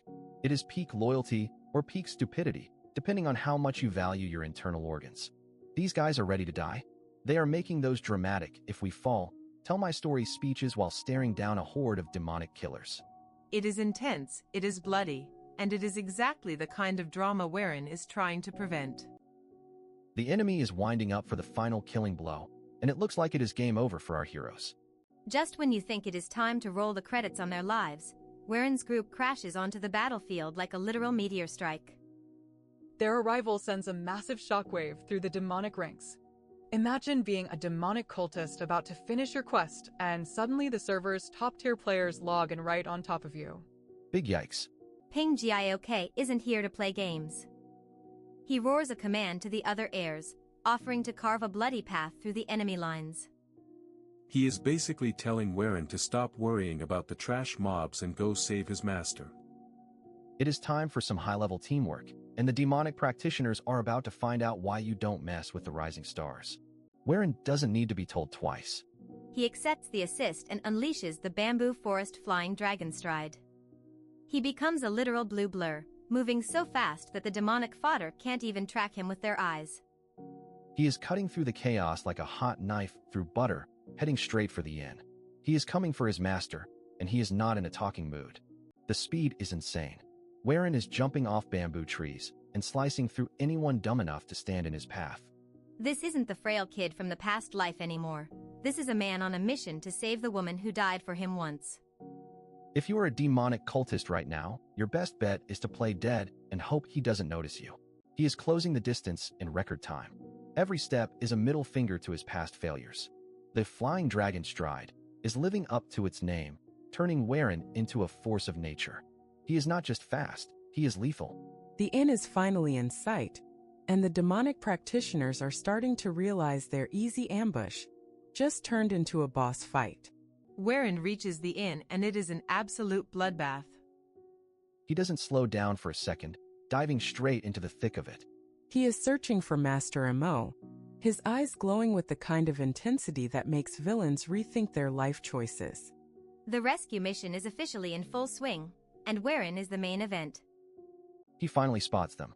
Master Mo and the others are still alive, but barely. Weren lands in the middle of the carnage like a guardian angel with a very sharp sword. The look of relief on their faces is enough to make any viewer emotional, but there is no time for hugs yet. The fight is just getting started, and the real threat is still lurking. High above the carnage, a sinister old man is watching the whole thing like it is a Netflix special. He is more amused than worried about the orthodox rising stars showing up. He notes that while the heirs of the Peng, Sangwon, and Seomun clans weren't in the original script, a spider's web is designed to catch any prey that wanders in. Talk about creepy old man vibes. This guy is the definition of a final boss. He decides to stop playing with his food and issues a chilling order. He is deploying the elite Blood Dragon Corps. This isn't just an ambush anymore, it is a total annihilation mission. He wants every single hero dead, and he is sending in the big guns to make sure it happens. The blood demon finally steps forward, wearing a cruel smile that says, "I am about to ruin your whole career." He is eager to see how these young heroes will despair when they face the true power of the demonic heavens. Wherein might have changed the past, but the future just got a lot bloodier. Get ready, because the real nightmare is just beginning. Look who finally decided to show up. Our main man lands right in the middle of a literal disaster zone, like he owns the place.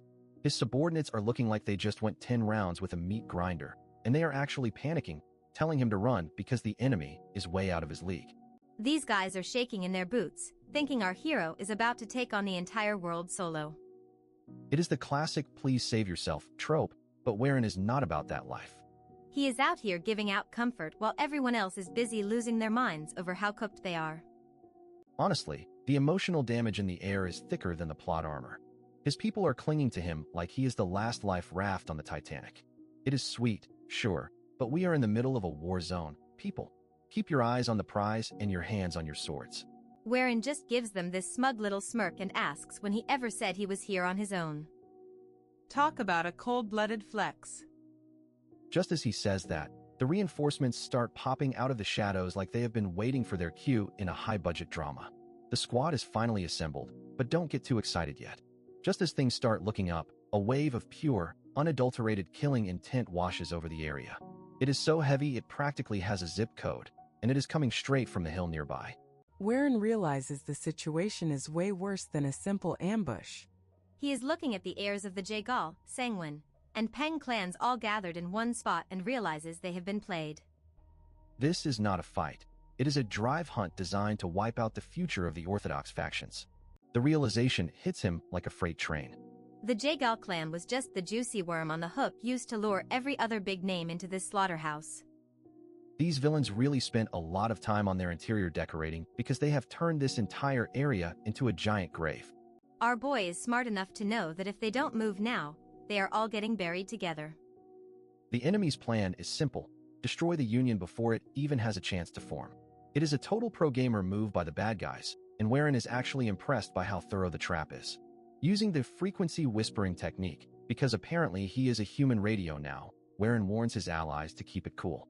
He tells them not to look up, but to feel that monstrous presence lurking on the hill. It is like a horror movie where the killer is just staring at you from the treeling. Up on that hill, we meet Guardian Joe and his boss, who is a total psycho. Joe wants to strike while the iron is hot and everyone is clumped together, but the lady in charge is feeling a bit extra today. She wants to watch them struggle a bit more before she ends them. She literally calls our heroes jesters dancing on their own graves. Talk about a major red flag. This woman is getting a literal high off their despair, and even the Blood Dragon Corps leader is looking at her like, "Lady, you are actually disgusting." The Corps leader tries to remind her that the Blood Demon himself gave them this mission, so maybe they should just get to the killing part. But she is not hearing it. She wants to do things her way, savoring every drop of fear like it is a fine wine. Psycho vibes are off the charts. Back at the inn, the heirs are suggesting standard defensive formations, but Wherein shuts that down real quick. He points out that the enemy waited for them to cluster up specifically because they already have the cheat codes to beat the Jaegal family's usual tactics. Instead, he proposes something spicy: the Bamboo Garden Soul-Shattering Formation. It is a double-layered poison array that is basically the middle finger of defensive maneuvers. It is designed to help weaklings survive against monsters, and it is their only shot at not dying today. The only problem? They are at a random inn, not a pharmacy. Everyone is looking around like, where are we supposed to get poison, Wherein? And that is when our hero points his finger directly at Seomun Yuan. The look on that guy's face is absolutely priceless. Yuan starts acting all offended, claiming a noble swordsman like him would never carry such underhanded toxins like those Tang Clan weirdos. He is doing the most, trying to protect his fake reputation while his literal life is on the line. What a total simp for his own image. Wherein is not playing games and gets right in his face. He basically tells Yuan that he knows all his dirty little secrets and will leak the chat logs if he doesn't cough up the poison right now. It is a total blackmail for the greater good moment, and it is glorious. Cornered and terrified, Yuan finally cracks and pulls out a bag of deadly poison. He tries to claim it is just for research purposes, but nobody is buying that nonsense. The judgment from the crowd is so loud you can practically hear it. But hey, at least they have the goods now. Wherein gives him a sarcastic, "Thanks for your contribution," and immediately takes charge. He starts barking orders to set up the poison walls and bamboo stakes. This is the same formation that once brought a whole agency back from the dead, so it better work some magic today. The formation clicks into place just as the hunters on the hill lose their patience. The command is given, and the air is suddenly filled with enough bloodlust to drown a continent. The Blood Dragon Corps is charging in, and the real nightmare is finally beginning. It is go time. The villains are screaming for total annihilation, and our heroes are standing their ground behind a wall of poison and prayers. One wrong move, and everyone is becoming a permanent resident of this giant grave. Let the chaos begin. Jae-gal tells herself to get a grip because crying in a basin of water is not exactly a high-tier cultivation technique. Just as she is about to snap out of it, a subordinate comes sprinting in like he is being chased by a ghost. This guy is trembling harder than a leaf in a hurricane as he hands over an urgent letter from the clan. He even admits it arrived way too late, which is basically the theme song for this entire disaster. Yohee rips the letter open and her face goes pale enough to rival the moon. It turns out the attackers are not just random thugs, but the elite Blood Dragon Corps from the Blood Demon Castle. Talk about a massive red flag. She realizes the horrific truth in an instant. This whole ambush was never a fair fight. It is a calculated trap where her brother, Jae-gal Bayuk, is literally being used as live bait to lure the other clans into a meat grinder. She starts screaming at her subordinate and herself for being so slow to catch on. The realization that they have been played like a cheap fiddle is hitting her harder than any demonic palm strike ever could. Yohee rushes out into the night like a woman possessed, desperately praying that Wherein and the others can survive long enough for her to fail at saving them. The guilt is eating her alive as she sprints toward the inn. Back at the besieged inn, the atmosphere is thicker than a psycho duke's obsession. Every skilled martial artist on the scene is naturally looking at the Tianjing heir for leadership, which is a total vibe shift from his previous reputation. Even the veteran warriors are wondering how this guy managed to get everyone to trust him so readily. Wherein is just standing there with main character energy, ready to turn this inn into a demonic graveyard. Wherein starts barking orders at Jong Seok and the rest of the crew. He tells them their only job is to act as a safety net and catch anyone who collapses on the front lines, basically assigning them the role of combat medics. He points out the terrain advantage to the group. The inn is surrounded by a dense forest with only one entrance, which means the enemies have to squeeze through a bottleneck. It is basically a free loot zone if they play it right. Wherein reminds them all of his instructions. He is not just fighting, he is playing a high-stakes game of chess where the pieces are actual human lives. The enemies are coming, and they have no idea they are walking into a blender. Using a stick to draw in the dirt like a true strategist, Wherein explains the positioning. He is taking advantage of the terrain to force the demonic followers into the exact spot where he wants to delete them from existence. The Jae-gal clan will be chilling at the rear, waiting to activate the first formation. Once the enemies are deep enough, they will cut off the retreat and let the flanks crush them like a nutcracker. Internally, Wherein is thanking his lucky stars that he spent his previous life studying military strategy as a merchant, who knew that being a nerd about trade routes and supply lines would actually save his life in a wuxia world. The battle begins with a roar as the demonic practitioners charge the entrance like mindless zombies. Wherein does not even blink as he signals the Jae-gal disciples to activate the first layer of the trap. Chaos erupts as swords clash and blood starts flying. The demonic followers think they are the hunters, but they are quickly realizing that the prey has teeth. Wherein is right in the thick of it, holding the line with cold precision. The Blood Dragon Corps leader is losing his mind, cursing the fact that his men are getting slaughtered by a bunch of weak clans. He decides to stop being a coward and charge in personally to break the stalemate. High above the carnage, the female guardian is watching the whole thing with a look of pure disgust. She calls the leader an absolute idiot, noting that he does not even realize he was sent here to be a sacrificial pawn. The pressure on the center is getting intense, and Master Mo Byong is called in to plug the gaps before the formation collapses. Wherein is holding his ground, waiting for the exact moment the enemy steps into the kill zone. Just a little more, just a little deeper. Wherein is baiting them in with the patience of a saint. The demonic leader is arrogant enough to think he is winning, which is always the first step to getting annihilated. Suddenly, Wherein screams the command for the formation to go live. A devastating explosion rips through the demonic ranks, turning the vanguard into red mist in a matter of seconds. It is a total wipeout. The demonic leader is left standing there, looking like a complete clown as his army vanishes. But before the heroes can celebrate, a chill runs down Waren's spine. He realizes there is a much bigger shark in the water. A figure descends from the sky like a fallen angel. She effortlessly blocks the formation's explosive power with nothing but her sheathed sword. The sheer aura she is radiating silences the entire battlefield instantly.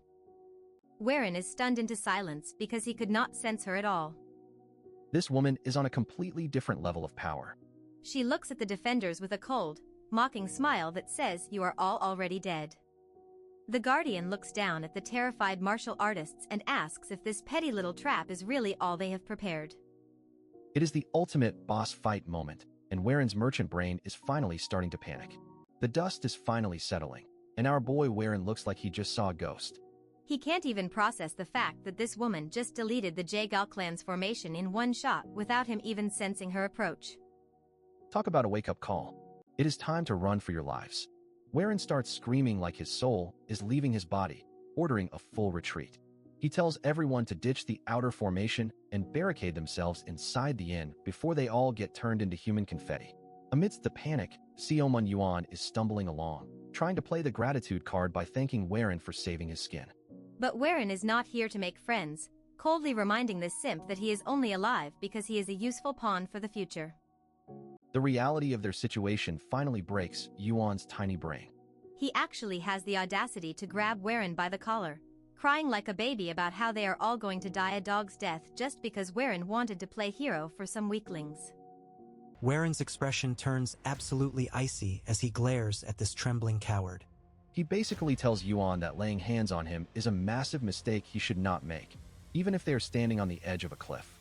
Shoving the trash noble aside, Waren turns his attention to the rest of the terrified squad. He is not having any of that give up and die energy, asking them if they truly intend to rot in this miserable place like losers. Inside his head, Waren is basically his own hype man. He is thinking about all the tasks he has left to finish and the destiny he has yet to claim. There is no way he is letting his story end in some backwater dump. He roars at the group to snap out of it because the bad guys are already charging again. If they want to keep their heads attached to their necks, they better follow his next command to the letter. Time to bring out the big guns. Waren orders the activation of the Bamboo Garden soul-shattering formation and signals for the poison to be thrown. This is not a defense anymore. It is a straight-up death trap. Even Peng Jiaoke is catching the vibe now. He grits his teeth and joins the fray, declaring that he refuses to check out before he completes his blade arts. It is time to see if all that training actually paid off. The entire group stomps the ground in perfect unison to trigger the formation, releasing a massive cloud of dust and poison. The Blood Dragon Corps is about to find out that charging blindly was a very bad idea. The enemy fodder is completely lost in the sauce now. They are running at full speed but making zero progress because the spatial distortion of the formation is warping their reality like a bad trip. It is way too late for the enemy commander to realize they walked into a blender. He is screaming about a poison trap and telling his men to hold their breath, but the formation already has them in a death grip. The trap snaps shut and the elite demonic warriors start collapsing one by one. With their dying breaths, they finally realize that they were already dead the moment they stepped into Waren's poisonous illusion. Silence falls over the battlefield as the survivors stand there in total shock. They are looking around asking if they really just won, unable to comprehend that they actually wiped out the legendary Blood Dragon Corps. Cheers start erupting as the realization finally sinks in. The allies are praising Waren's brilliant strategy, convinced that the nightmare is over and reinforcements are going to swoop in and save the day. But hold your horses, because a mocking voice from the shadows just shattered the celebration. Someone has been watching the whole time, analyzing exactly how Waren used that double formation to slaughter her men. The female guardian steps into the light, admitting that the strategy was quite impressive for a bunch of toys. But as her eyes start glowing with a terrifying aura, she announces that the play is officially over. The hope in the air just evaporated instantly. She releases her full power, revealing herself as a literal demonic master. This is a monster against whom no amount of clever tricks or poison will ever work. As her energy explodes across the area, the survivors realize they just jumped from the frying pan into a literal volcano. The real boss has finally entered the chat, and she is not looking to take prisoners. Wherein stares down the ultimate red flag, knowing that one wrong move now means everyone gets erased. The gap between them is not just a distance, it is a whole different level of existence. Darkness is literally swallowing our boy Wherein whole after he tried to be a hero and block that insane sword chi. He is face down in the dirt, but his internal roommate, the demonic master, is screaming like a Karen at a manager because he is not ready to go to the afterlife just yet. This ancient ghost is having a total meltdown because their souls are linked like a bad mobile data plan. If Wherein kicks the bucket, the master vanishes into nothingness, so he is forced to intervene before his host becomes a permanent part of the landscape. Instead of saying thank you, Wherein decides to be an absolute menace and demands even more chi. The demonic master is terrified, warning him that forcing more energy into his puny human frame is going to make him explode like a microwave steak. Does Wherein care about his internal organs turning into confetti? Absolutely not. He would rather risk bursting into a million pieces than stand there like a simp while people die in front of him. He is basically telling physics to shut up and deal with it. He drops the ultimate disrespectful line to the ancient spirit, telling the ghost that if he is so scared of dying, he better put in the overtime to keep Whereon's body from falling apart. It is a reckless gamble, but that is how our main character rolls. With the entity backseat driving his soul, Whereon dodges a fatal strike by a literal hair. He is moving like he is on a high-speed lag-free connection now, and Guardian Meng is starting to realize that this brat might actually be a problem. Wherein counters with the waterfall reverse dragon ascent, and the sheer audacity of it leaves everyone shook. Guardian Meng is standing there buffering, unable to comprehend how this mediocre kid suddenly evolved into a raid boss in the middle of a sentence. Meng decides enough is enough and prepares to wipe everyone off the map, but Whereon is playing 4D chess. He uses telepathy to slide into Peng Giok's DMs mid-fight, because why focus on one thing when you can multitask your way to victory? He drops the secret sauce for the 5-tiger severing blade, telling Peng that the key is mixing water and oil. It sounds like a cooking tip, but in the world of martial arts, it is the ultimate cheat code for controlling chi speed. Peng Giok gets hit with a lightning bolt of realization. He finally understands that his clan's stuttering energy needs to flow like a turbulent current. He is basically upgrading his operating system while the enemy is literally lunging at his throat. Guardian Meng sees Whereon is distracted and thinks she has a free kill. Too bad for her. Wherein unleashes the heavenly lightning dragon ascent, showing her that looking away mid-combat is only a mistake when the other guy isn't a total monster. Whereon screams at Peng to back off and digest his new power-up while he takes on the psycho lady alone. It is a classic I will hold her off moment, but with 100% more edge and a much higher chance of someone losing a limb. Meng is actually impressed for once and demands to know who this kid really is. Whereon pulls the ultimate flex, proudly declaring himself the heir to the Tianzhong clan. The name drop hits harder than a truck, and the villain's ego just took a massive dent. She recognizes his moves as the legacy of the hidden saint cult and gets a sadistic glint in her eyes. Ending a legendary lineage personally? That is exactly the kind of psycho hobby a high-ranking villain lives for. She is ready to end the show right here. Just as she is about to strike, the air gets heavy and some manic laughter fills the clearing. Peng Giok steps back into the spotlight, and let's just say he is radiating an aura that says, I am done being a side character. The Blade Tiger Dragon has officially entered the chat. Peng announces his blade is complete, and he is ready to die today as long as it is glorious. He even calls the enemies insects, which is a bold move for someone who was struggling 10 minutes ago. In a total bromance moment, Peng asks Whereon if they can be friends if they die in this bloodbath.